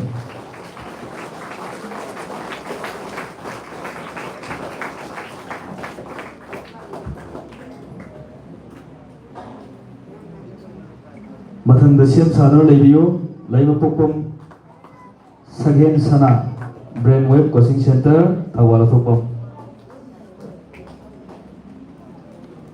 ꯑꯃꯨꯛꯀ ꯅꯤꯡꯁꯤꯡꯖꯒꯦ Leimapokpam Sagen Sana brain wave coaching centre Thoubal Athokpam 10 rank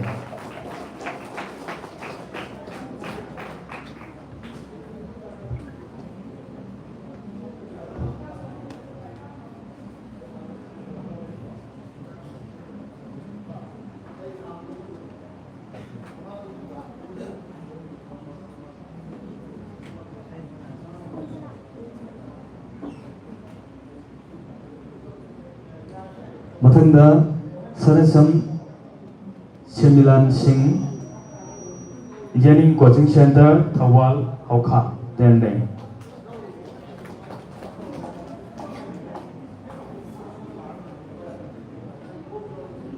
Sanasem Shemilan Singh Yening Coaching Center Thobal Hokha 10 rank.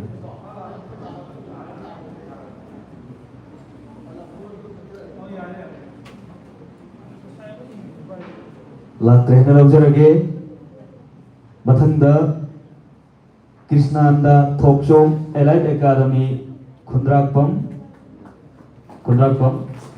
10 rank.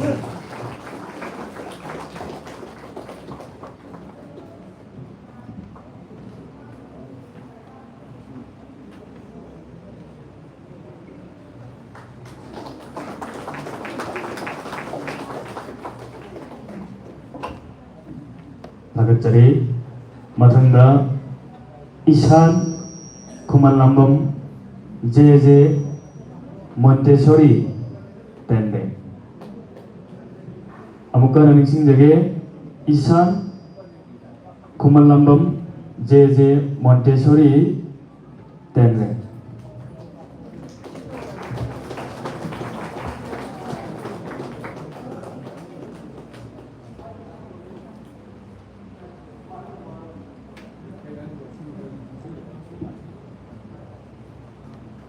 Tagachari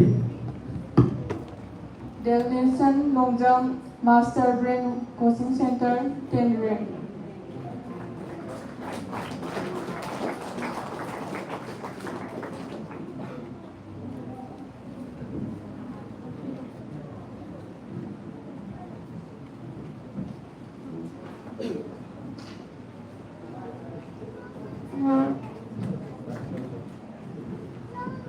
RT Film New Model Public School 10 rank. RT Film New Model Public School 10 rank.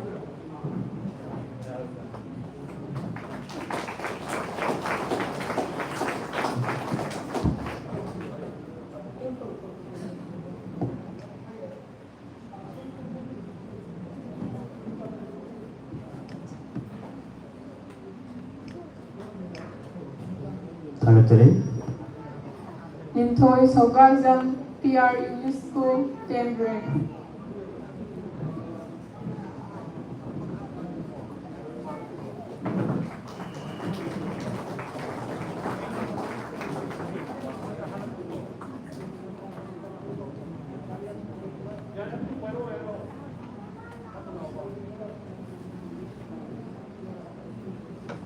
Mayang kuat kombinasi. Next, Kundrakpam Oliver Maitei Yening Coaching Center 10 rank. Kundrakpam Oliver Maitei Yening Coaching Center 10 rank.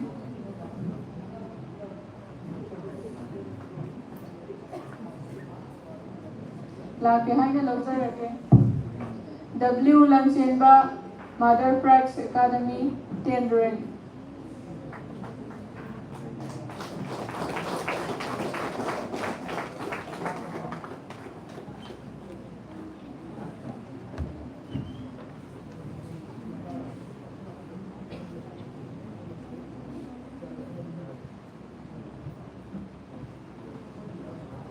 Tagachari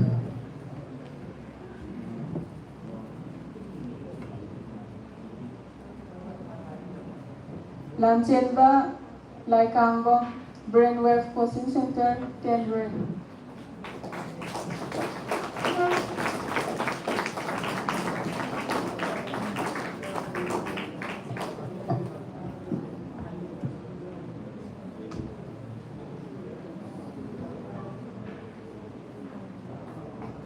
Matang siam sa review Koijam Michael Master Brain Coaching Center Koijam Michael Master Brain Coaching Center 9 rank.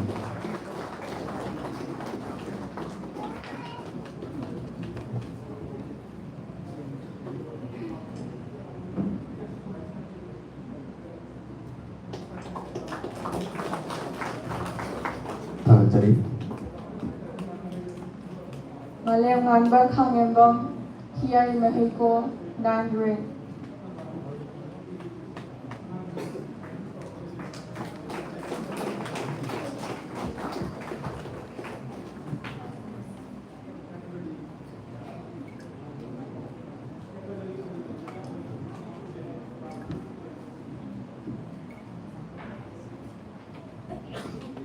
Akoizam Sanjana Devi, PESF Navodaya Sainik Coaching, 9 rank.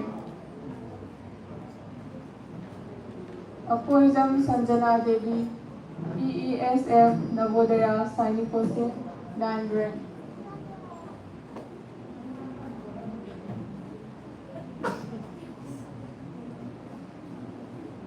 Tinguzam Sinthanganba, Iramdam Tutorial, 9 rank.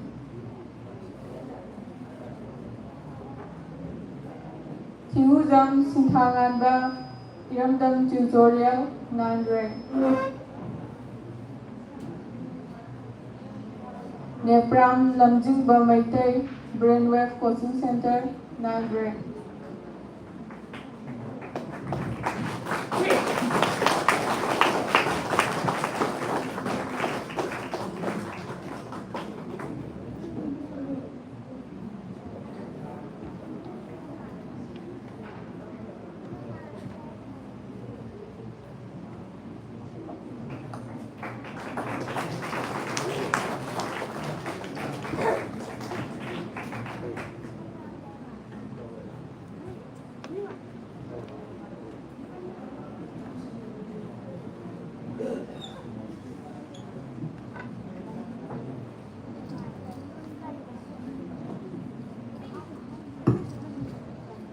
Tarienzam Etios, Brainwave Coaching Center, 9 rank.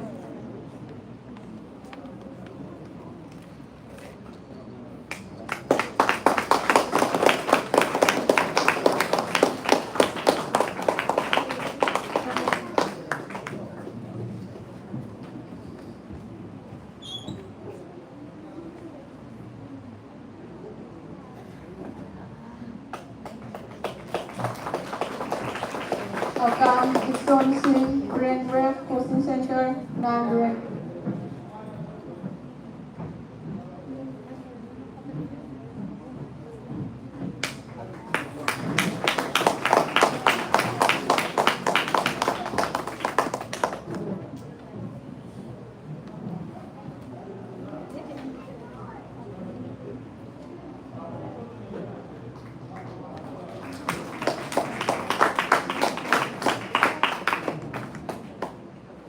Wahengbam Negran Singh, Authentic Knowledge at Garner, 9 rank.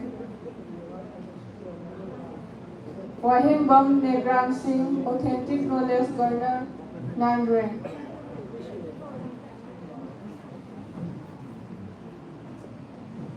Lashram Ajit Singh, Brainwave Coaching Center, 8 rank.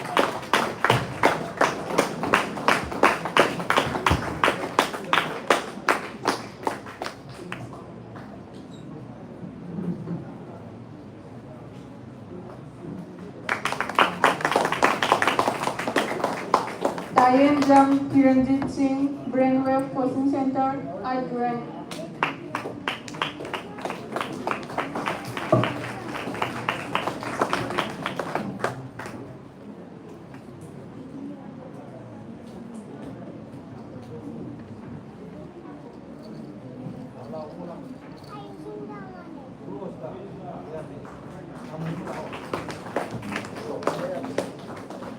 Thagachai Oza Joseph Thopchom Mathangdi Prize Asi Nasigi Chief Guest Ki Phampam Langda Election Biba Oza Moalke Napidi Gani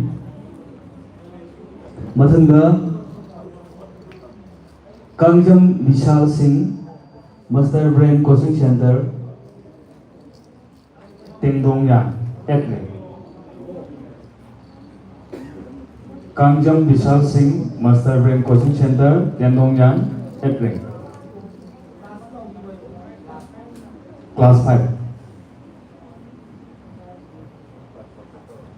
La Trena Logjarage Yaichenba Marangthem Laisulan Coaching Center Kurai 8 rank Class 5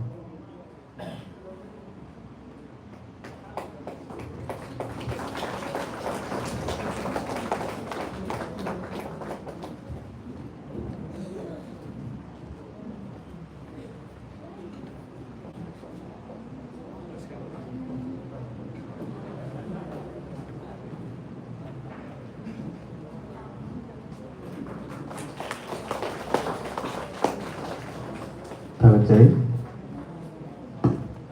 Eric Wahengbom, Millennium School, Class 5, 8th rank. Eric Wahengbom, Millennium School, Class 5, 8th rank. Next, Kangleipak Entertainment Hub, Class 5, 8th rank.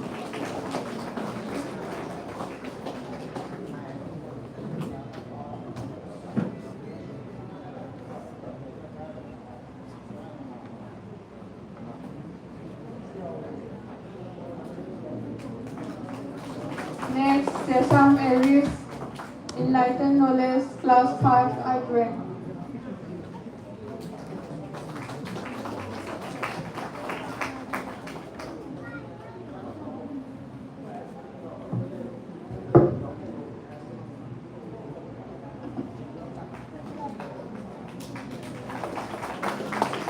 ꯊꯥꯒꯠꯆꯔꯤ Next, Moising Mayu Tasnim, Elite Academy, Kundrakpam, Class 5, 8th rank.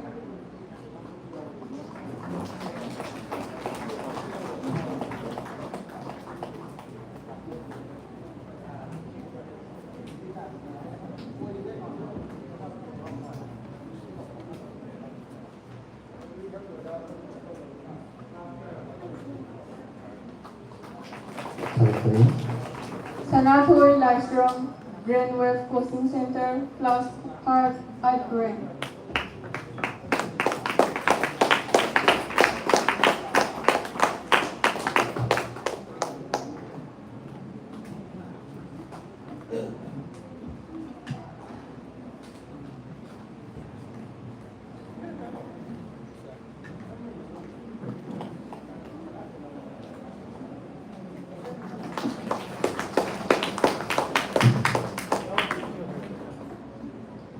Moirangthem Jameson Singh, Brainwave Coaching Center, Class 5, 8th rank.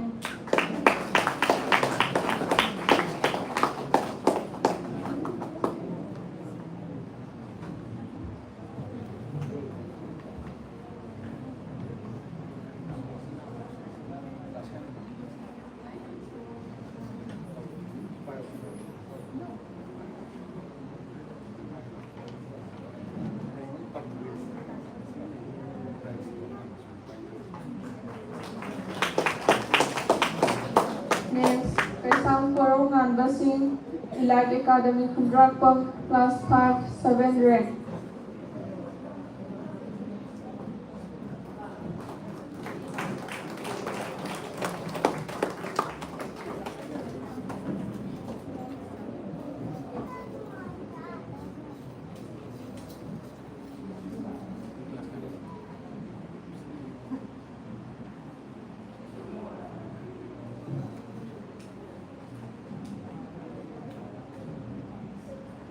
ꯊꯥꯒꯠꯆꯔꯤ Next, Catherine Konjengbom, New Model Public School, Class 5, 7th rank.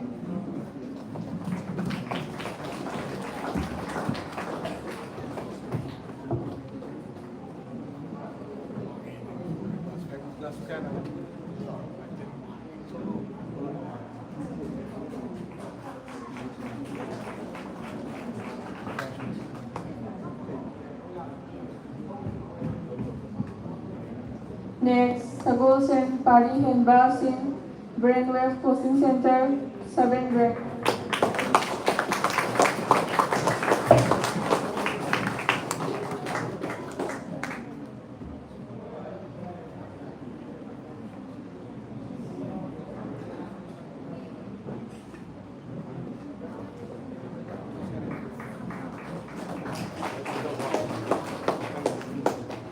ꯊꯥꯒꯠꯆꯔꯤ Next, Kangleipak Dibasan, Brainwave Coaching Center, Class 5, 6th rank.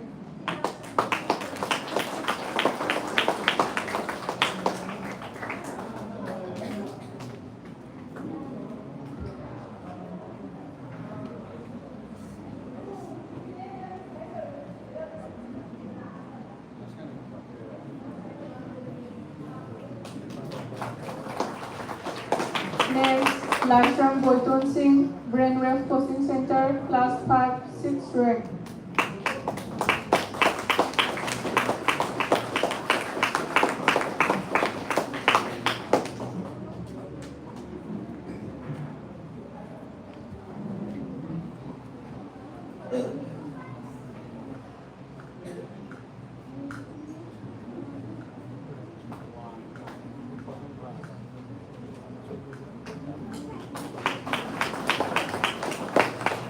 Next, long jump breathing at the Brainwave Coaching Center, Class 5, 6th rank.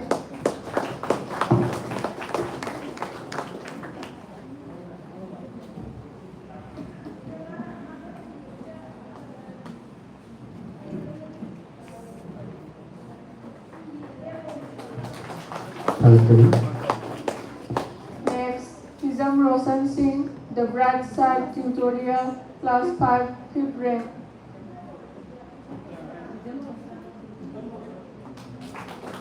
Hizam Roshan Singh.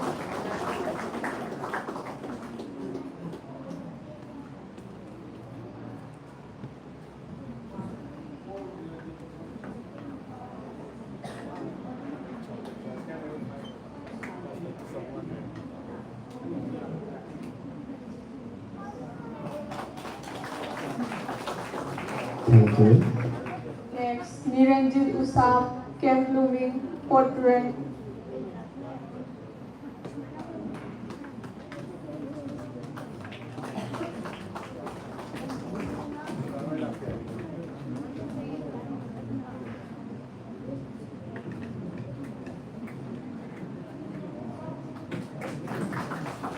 Thank you. Next is Alajit Baibam, Brainwave Coaching Center, 3rd rank.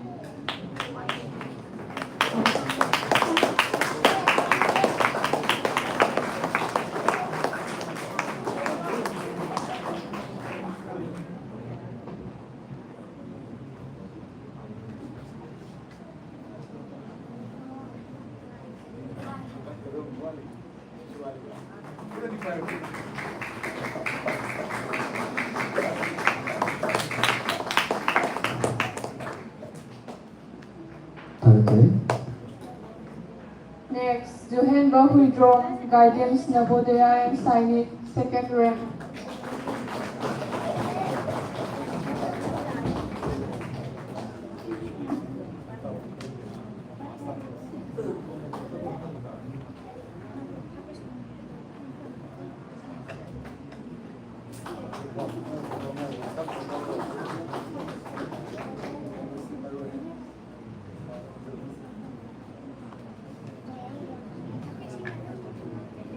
Okay. Next, Kenneth Inthozam, Kokil Boarding School, Class 5, 1st rank.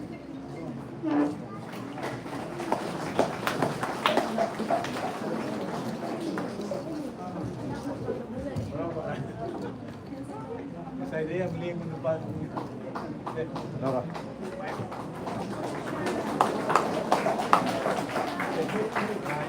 조용히 하세요. 조용히 하세요. 제스다.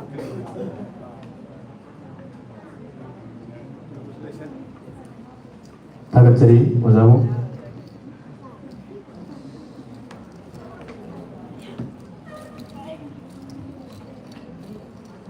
मथंगी prize असी sir Premjit coordinator student इविकिया कैसांपान पीगनी मथंगी class 6 की student सिंह सेम साधन labio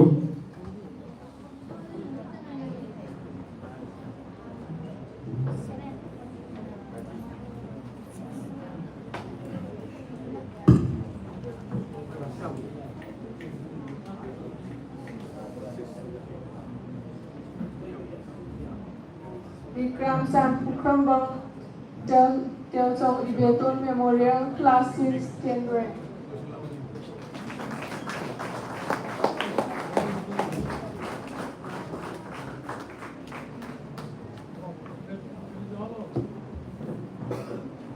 साथरसिंग असी सुकुमतिक यामनिना वारु बिरोय कितन थोन कोकचगे रेडी रदम लेबियो Next, Tapasya Salam, Tiny Tots Unique School, Class 6, 10th rank.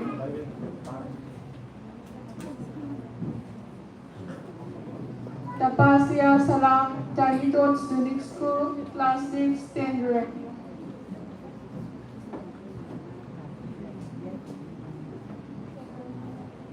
Lagtre again.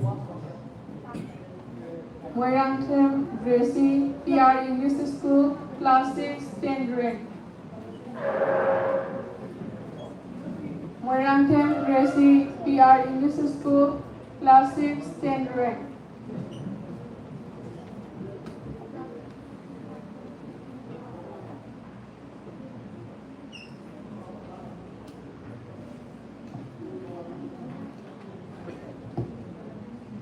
Next, Mayang Lambang Bel Kising, PR English School, 10th rank.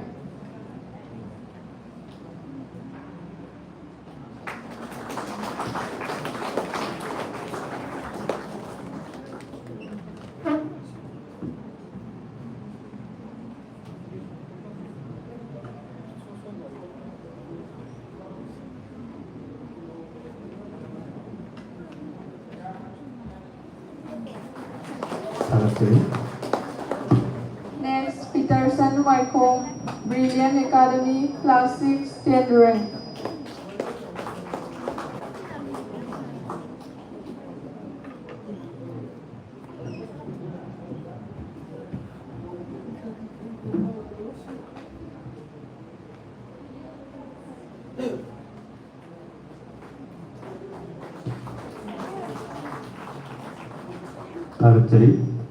Next, M. Albert Maite, Children's Model Academy, Class 6, 10th rank.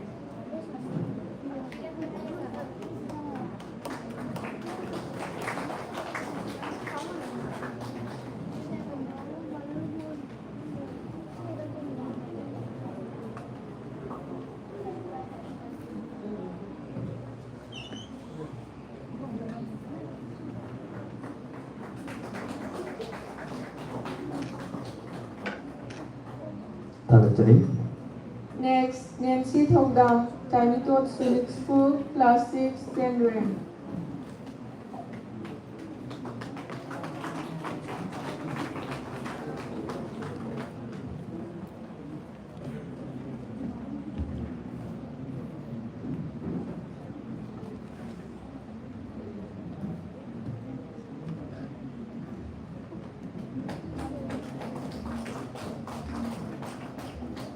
Next, Bhumika Guru Aribam, St. George High School, Class 6, 10th rank.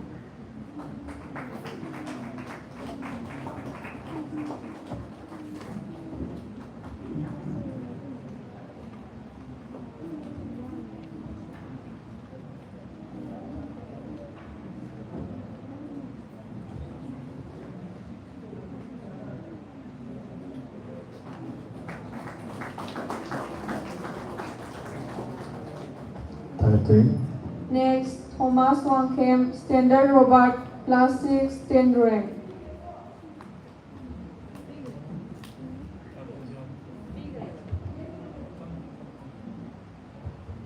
Next, Lashram Lachenda Singh, Global Science of Human Resource, Class 6, 9th rank.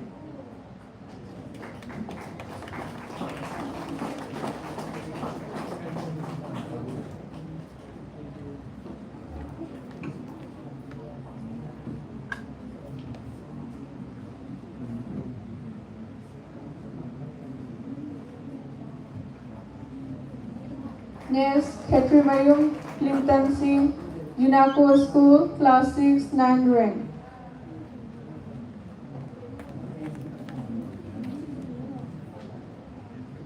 Khetri Mayum, Clinton Singh, UNACO School, Class 6, 9th rank.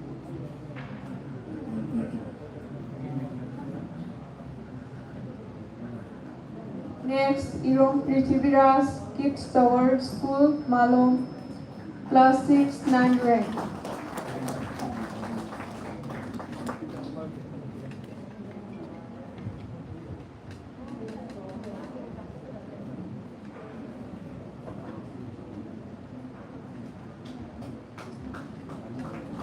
Next, Tobisana Takelambam, Iramdam Tutorial, Class 6, 9 rank. Thoibisana Takhelambam, Iramdam Tutorial, Class 6, 9 rank.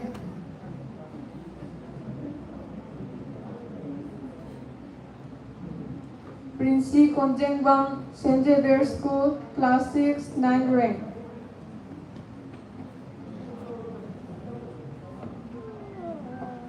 Princy Konjengbam, St. Xavier School, Class 6, 9 rank.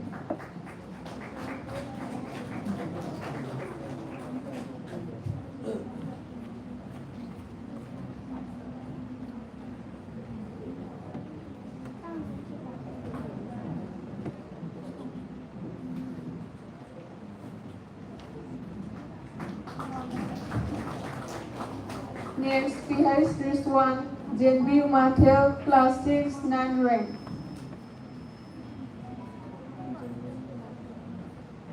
PH Rizwan, Jenbi Umathel, Class 6, 9 rank.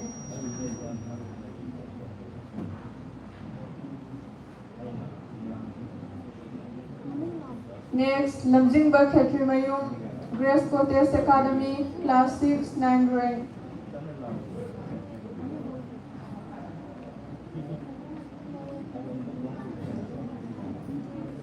Next, Maibam Thoisana, Markley International School, Class 6, 9 rank.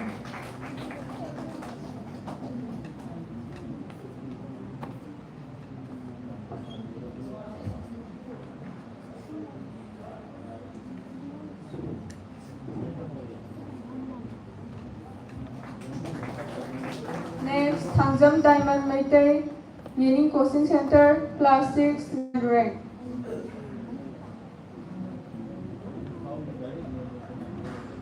Thangjam Diamond Meitei, Meaning Coaching Center, Class 6, 9 rank.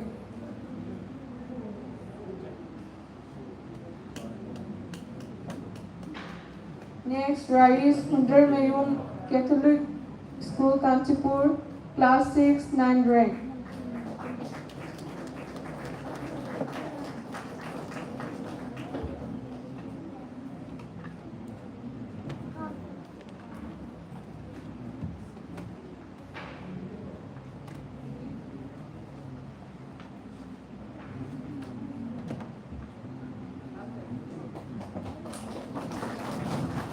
Next, Khosnam Athoiba Mangang, Jenbi Kumbong, Class 6, 9 rank.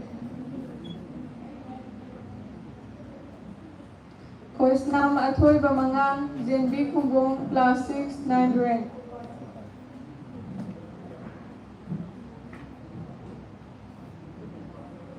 Next, Rajkumar Leo Sana, Jenbi Kumbong, Class 6, 9 rank.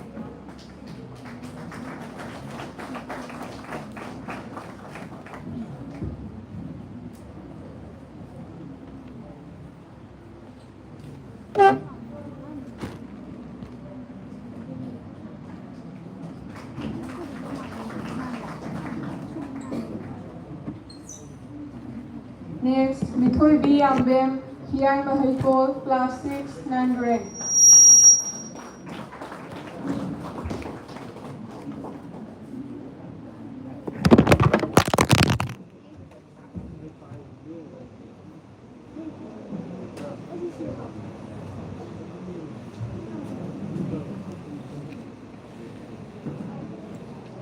Next, KS Perry Singh, Mary Immaculate Catholic School, Class 6, 8 rank.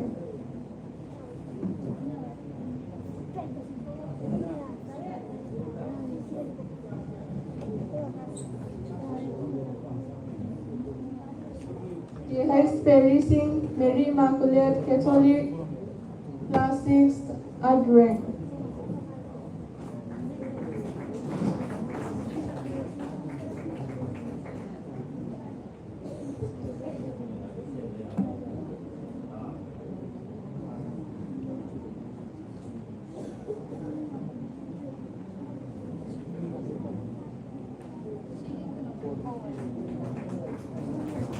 Next, Assam Chinglen B, Learning Coaching Center, Class 6, 8 rank.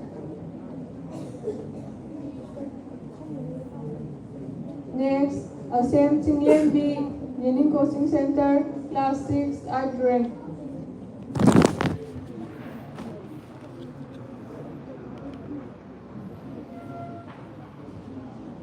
Next, Jacoba Tumuzam, Sacred Heart School, Class 6, 8th rank.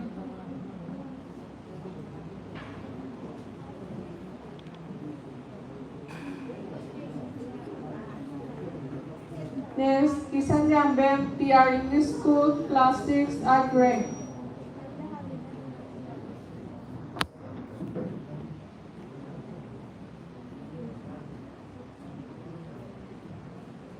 Next, Naurem Bikundra Singh, PR English School, Class 6, 8th rank.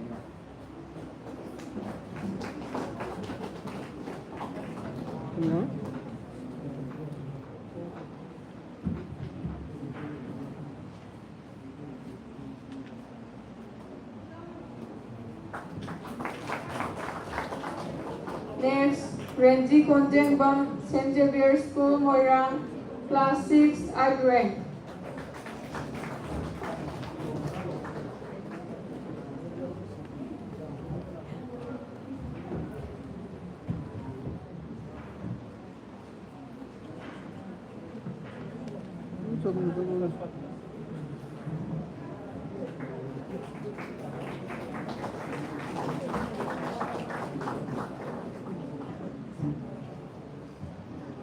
Next, Puris Habam Yohenba, Jenbi Kumbong, Class 6, 7th rank.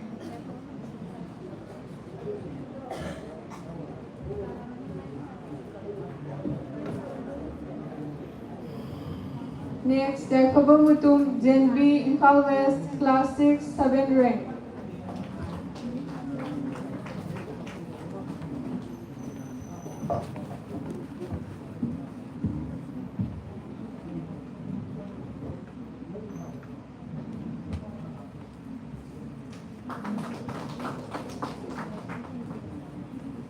Next, Haikruzam Maitai Ngapa, Kian Mahiko, Class 6, 7th rank.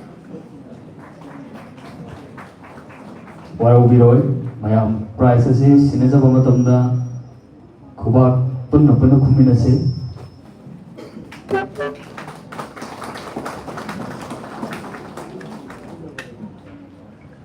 Next, Wangkem Avinas, St. Paul English School, Class 6, 7th rank.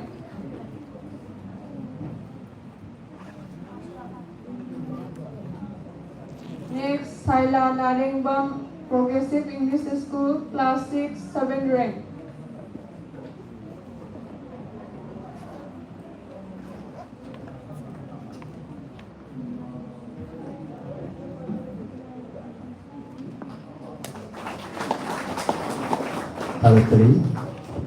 Next, Lysram Mangal Singh, Best Academy, Class 6, 7th rank.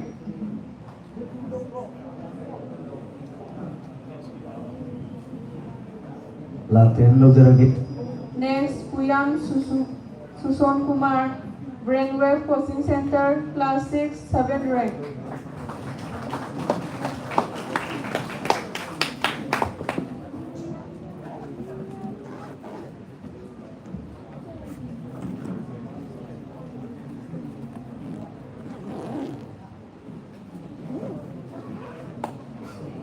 Mayam kuba kuminise.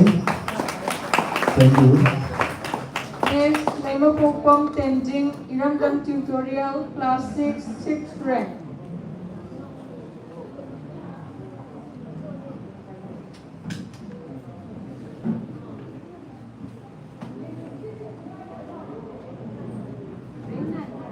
Next, Henry Lesang Kem, Jenbi Kumbong, Class 6, 6th rank.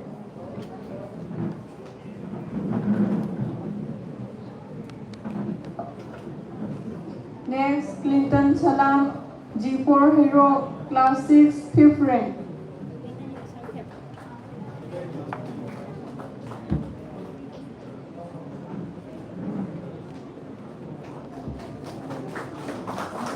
Okay.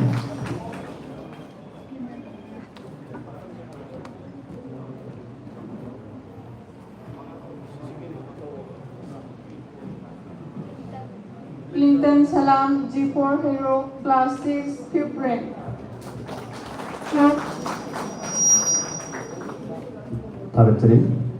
Next, Rajkumar Parisana, Zenbi Kumbong, Class 6, 4th rank.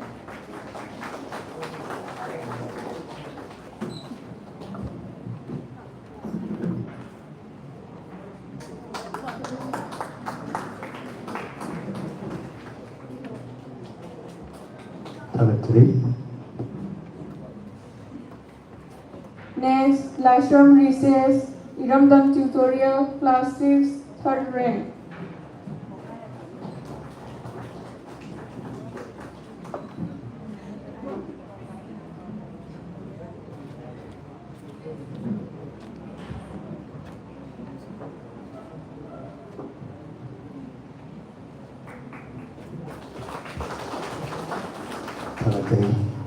Next, Khuges Khetrimayum, Kapsing Upper Primary, Class 6, 2nd rank.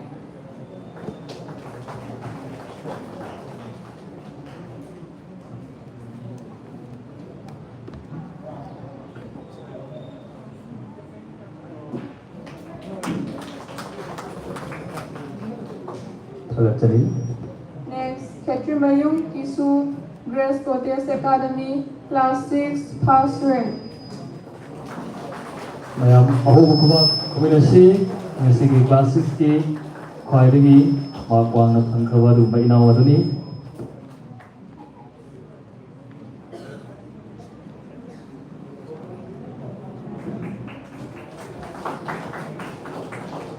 mathangda class 7 ki student sing sem sadhana review thagachari sadhana mathangi class 7 ki prize asi tilinaba eyoza Joseph Thokjombu kushidari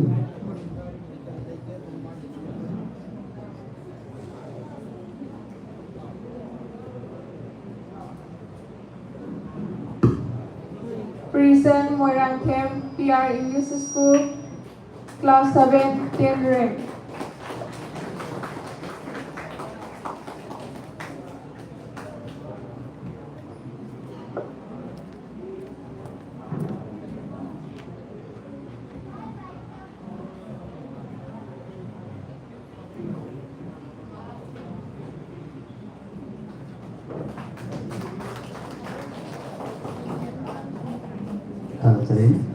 Next, Khetrimayum Yaikhoba Singh, Zenbi Umatel, Class 7, 10th rank.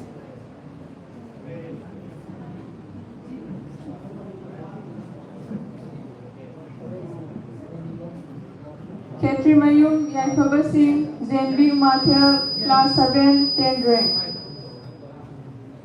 लागते हैं लोग जरगे Next, Naurem Linthui Devi, Zenbi Umatel, 10th rank.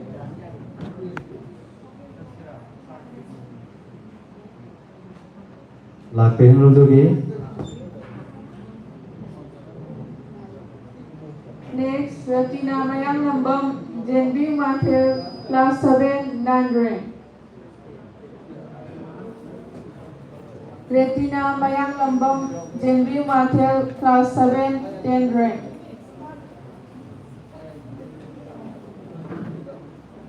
लागते हैं लोग जरगे Next, Victor Sapam, PR English School, 8th rank.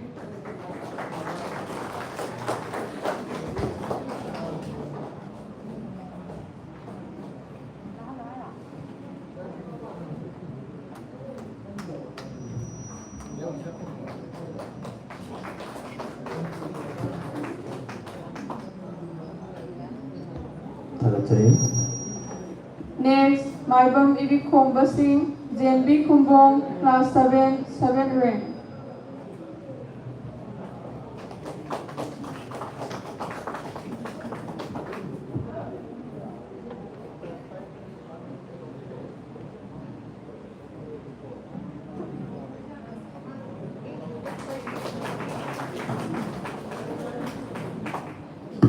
Next, Aphavi Thangjam, Ratan Kumar Memorial School, Class 7, 6th rank.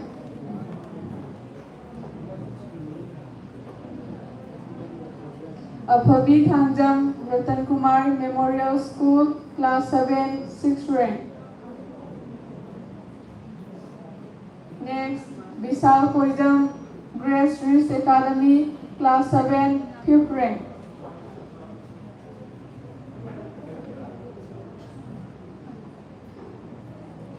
Next, Karnajit Jumnam JNB Bisnupur, Class 7, 4th rank.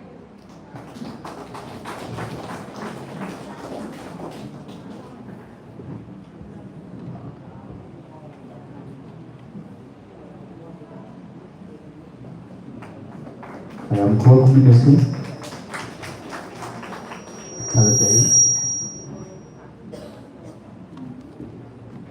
Next, Puyang Jaljit Maitei, Yening Coaching Center, Class 7, 3rd rank.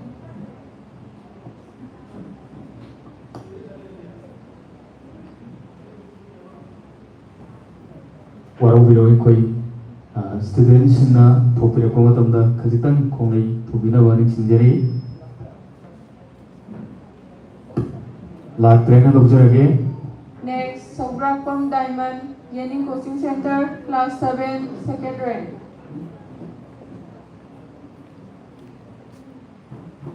Next, Omega Lashram, Alpha Beta Coaching, Class 7, 1st rank.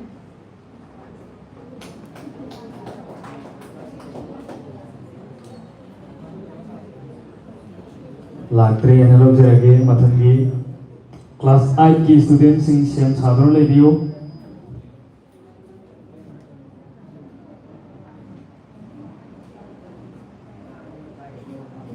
Moirang Them Mangal Maitei, the best academy, Kangabo Tenre.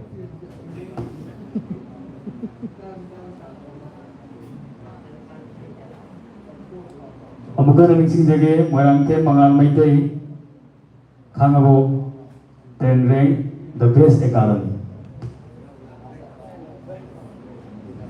La Tehen Lobjarage, Mathanda, Thokchom Artina Devi, the best academy, Kangabo Tenre.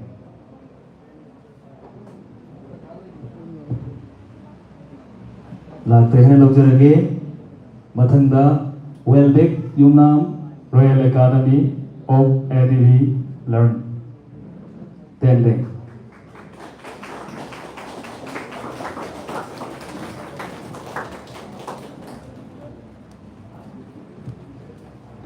Mathang same sadron review Silhaiba Thingnam Kids Foundation School.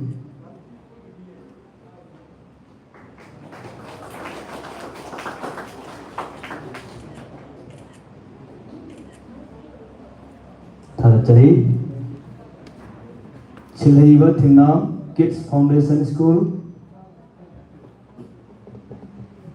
Mathangda Presina Haisnam Pitambara English School, Sangai Purong, Pomanglekai, Tenre.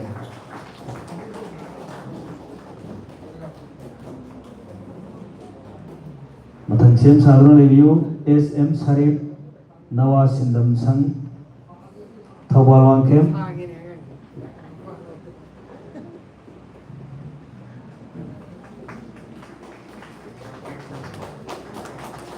Tharachari Mathanda SM Sarip Nawa Sinamsan Thawal Wangkem 9 rank.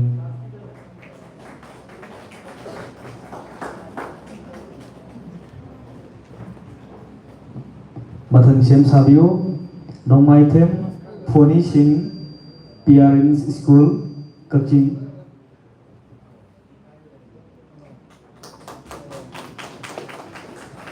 Thalachari Nongmai Them Phoni Singh PRN School Kaching 9 rank. La Tehne Lobjarage Maisnam Spartacus Modern English School Bisnupur 9 rank. La Tehne Lobjarage Mathanda Khoraijam Edition Singh Royal Academy of ADD Learn Yumnam Hudrom 9 rank.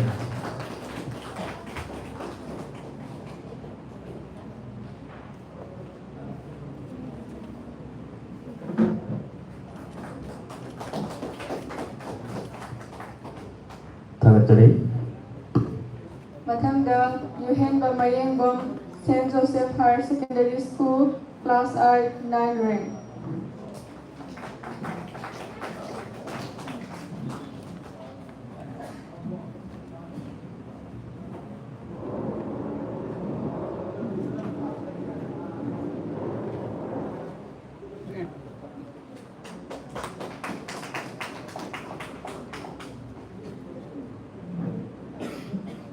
ꯊꯥꯒꯠꯆꯔꯤ ꯃꯊꯪꯗ ꯕꯣꯒꯥꯟ Elangbam millennium school class 8 9 rank.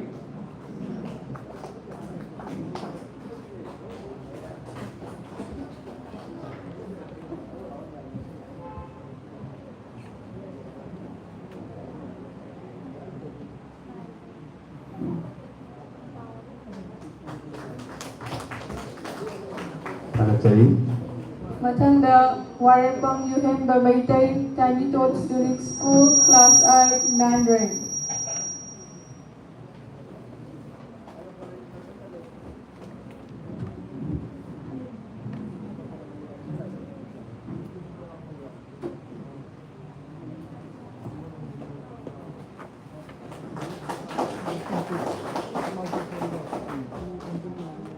Mathanda Srinivas Soksom Camp Blooming Class 8 9 rank.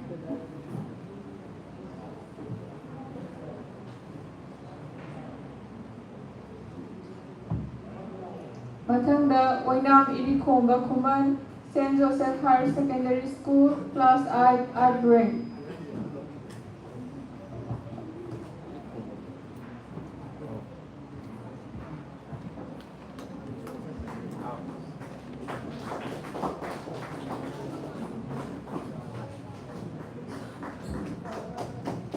ꯊꯥꯒꯠꯆꯔꯤ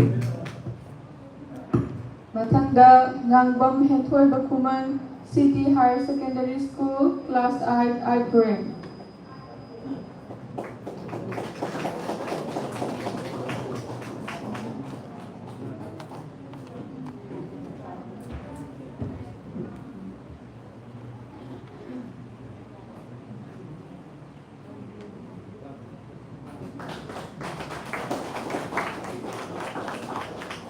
ꯊꯥꯒꯠꯆꯔꯤ Mathanda Seli Sumkham IM School Class 8 8 rank.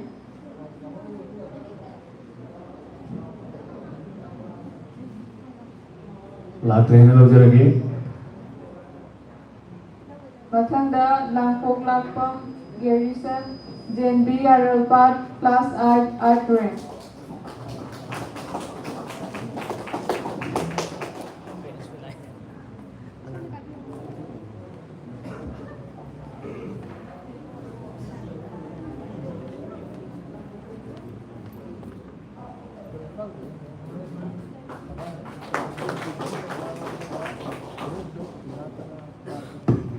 Mathanda Veronica Waikom Laisulang Coaching Center Class 8 8 rank.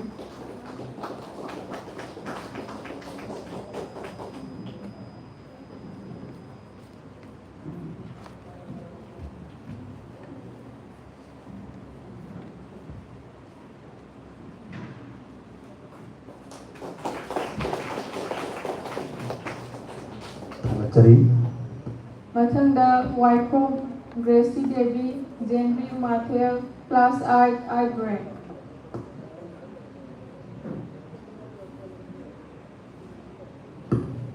Mathanda Vicky Moirangthem Jenbi Mathel Class 8 8 rank.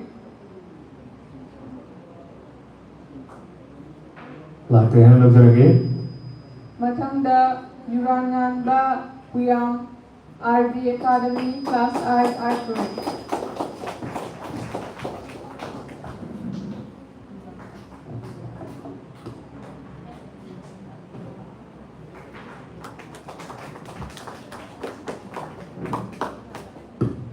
Mathanda Mangal Mutum The Comprehensive School Class 8 8 rank.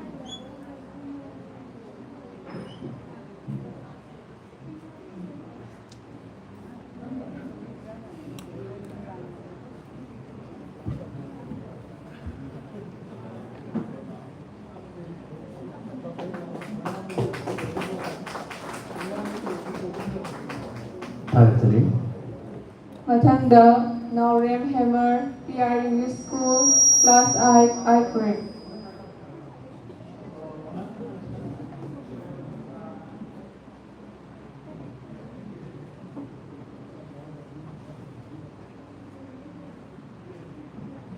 Mathangda Alex Mayanglambam PR English School Class 8 8th grade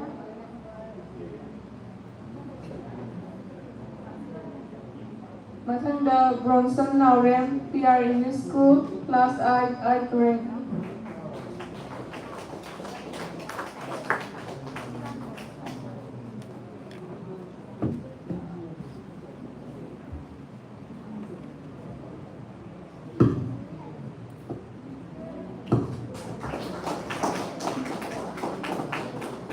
ꯊꯥꯒꯠꯆꯔꯤ Mathangda Phizam Suresh Maitai Amutombi Divine Black English School Class 8 7th grade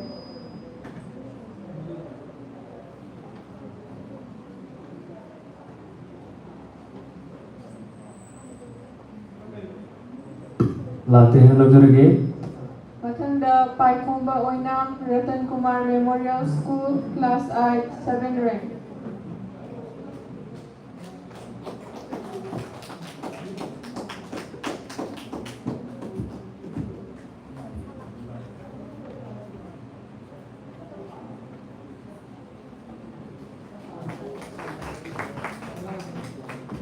Mathangda Yaikhomba Huidrom Catholic School Kanchipur Class 8 7th grade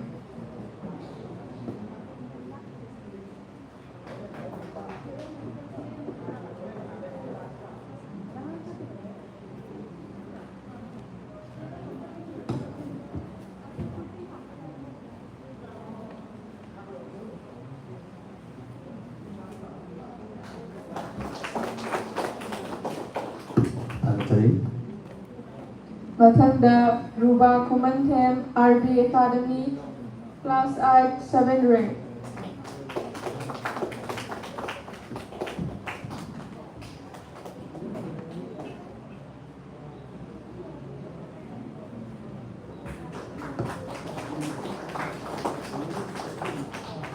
Mathangda Hizam Rohan Singh JNB Kumbong Class 8 7th grade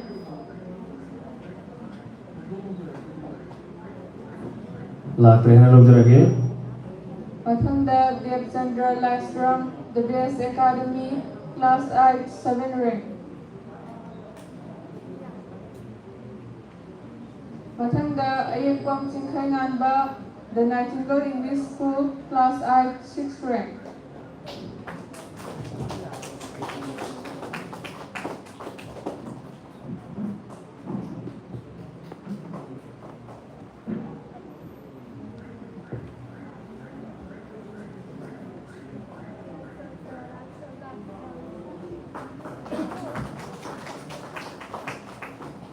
ꯊꯥꯒꯠꯆꯔꯤ Mathangda Leiseba Moirangthem The Best Academy Class 8 6th grade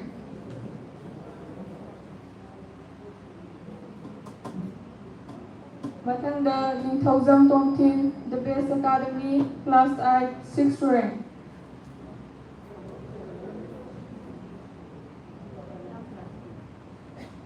Mathangda Yubras Toksom Pitambara English School Class 8 5th grade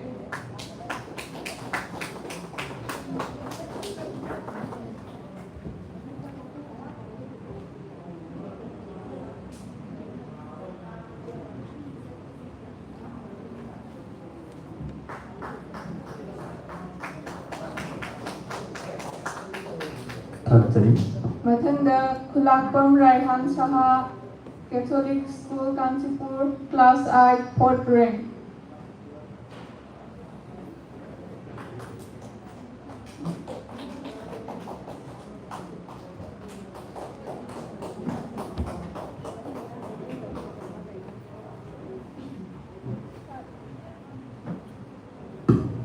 mayam kuha kuno kuminasi Mathangda Maibam Korong Nganba JNB Kumbong Class 8 3rd grade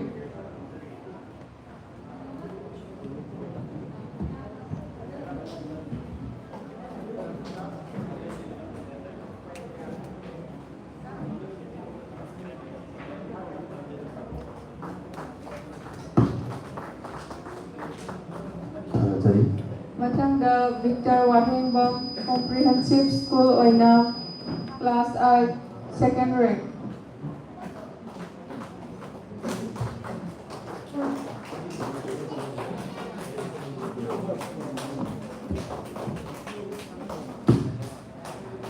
Mathang Siem Sadro Leviu Jumnam Selina Devi JB Yaralpat Pasek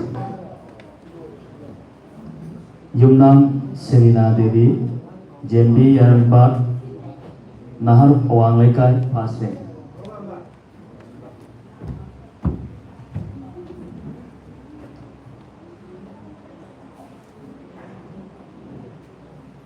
Mayam Ahu Kawal Kunisi Thank you Tagachari Oza Joseph Tokjongmu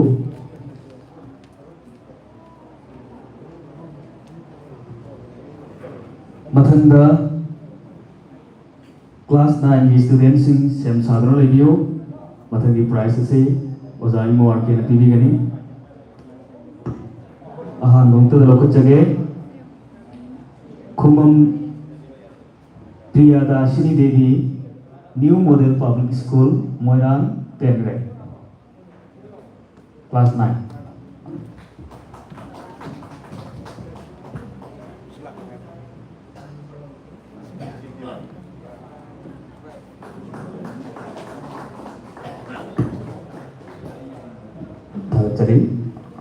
Next, Nicole Mayang Lambang, PR English School, Class 9, 9 rank.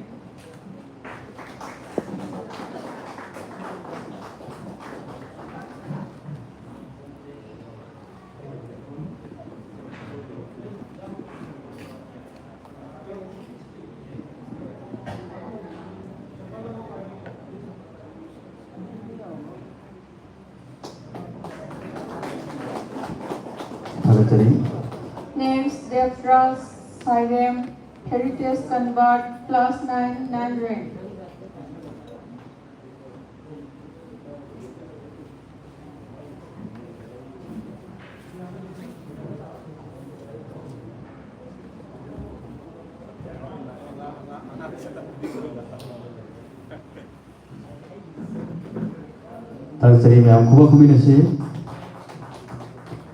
Next, Bernard Takelambang, Tiny Tots Unique School, Class 9, 9 rank.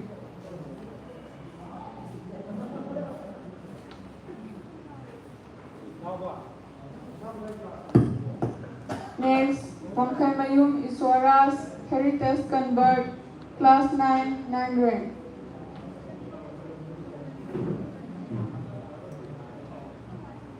Next, Serena Laisram, Nirmala Bas, Class 9, 8 rank.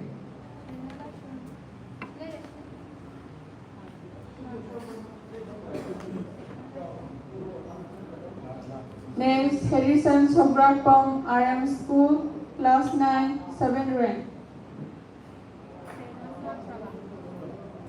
Next, Hoirong Singlem Bamaitai, Zenbi Halis, Class 9, 7 rank.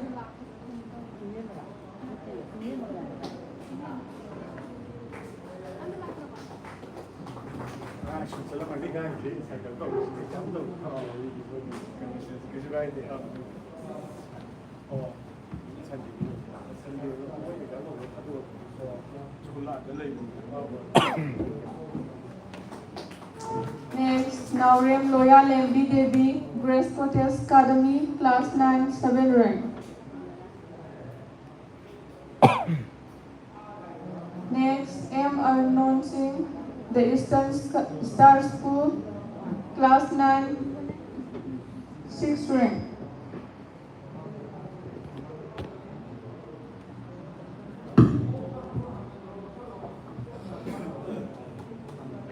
Mathanda Laisam Rikiras Tiny Tots School Khorai Kongpa Tipling Mathanda Joyson Laisam Tiny Tots Unique School Khorai Intokongom Lekai 4th rank Mathanda Thoi Thoi Mayang Lembam GT Memorial Academy Arapti Urup Makha Laikai third rank.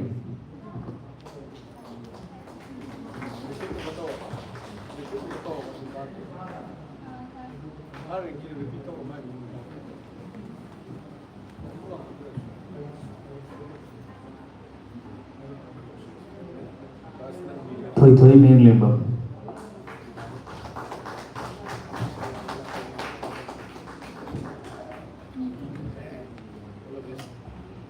Mathangda Amunjam Setrajit Tinitot Unique School Kangla Sangumsan second rank.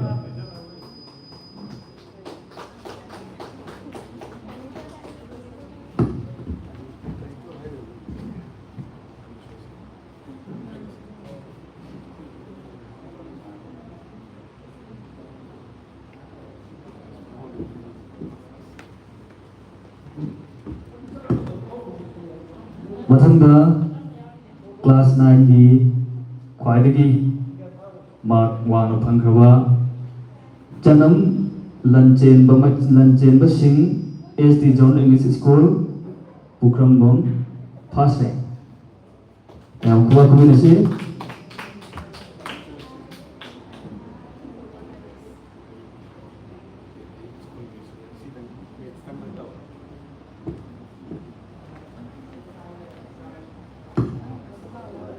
Thakatari Mathang asidi class 10 gi student section sadon review ahamada kokachage Toijam Roshan Singh LCM High School Moirang 10 rank. Mathangda Thaunawjam Bafana Heritage Convent Thangmaiban Polen Laikai 9 rank. Mathangda Chingshubam Aryan Maitei JNB Kumbong 8 rank.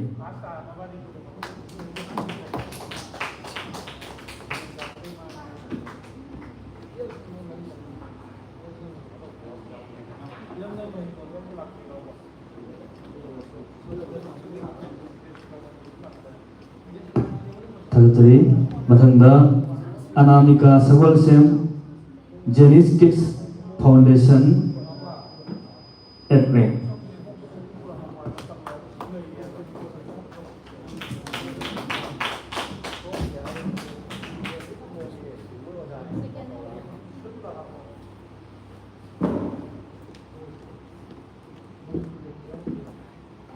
Next, Sabungbong Pakhang Gomaite, Saint Sebastian High School, class 10 art rank.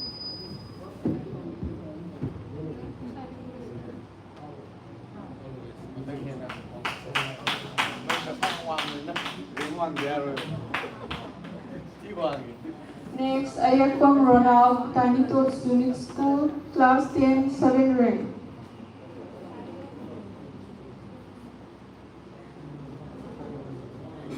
Next, Olivia Sanu Ngangom, Ratan Kumar Memorial School, class 10 6 rank. Next, Sago Sem Abhinas, Ramakrishna Mission, class 10 5th rank.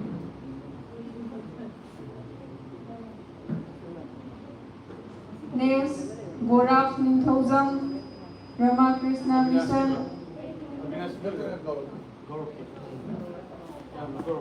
4th rank.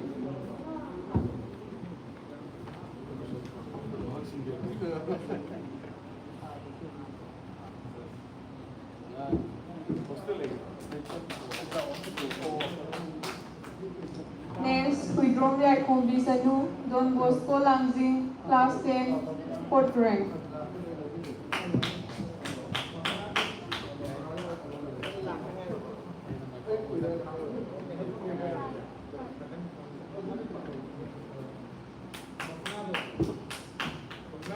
Next, Nibititia Yanglem, Heritage Convert, class 10 3rd rank.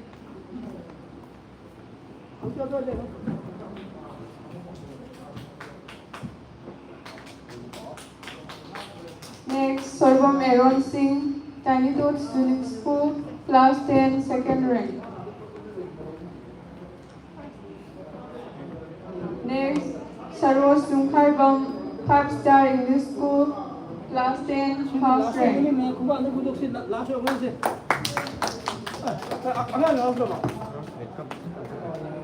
I di isa ni na kalor. Congratulations. Oh, maya po dira. Mapa di man da vai dai. Sila. mayam khuwa khuwi ni si Ija pero na compare mo. thagajari matang sida ngasi gi thong si loisinjana bagi ayaw adu logjage Increase na tawag sige. Ang nga ang isyo dapat to.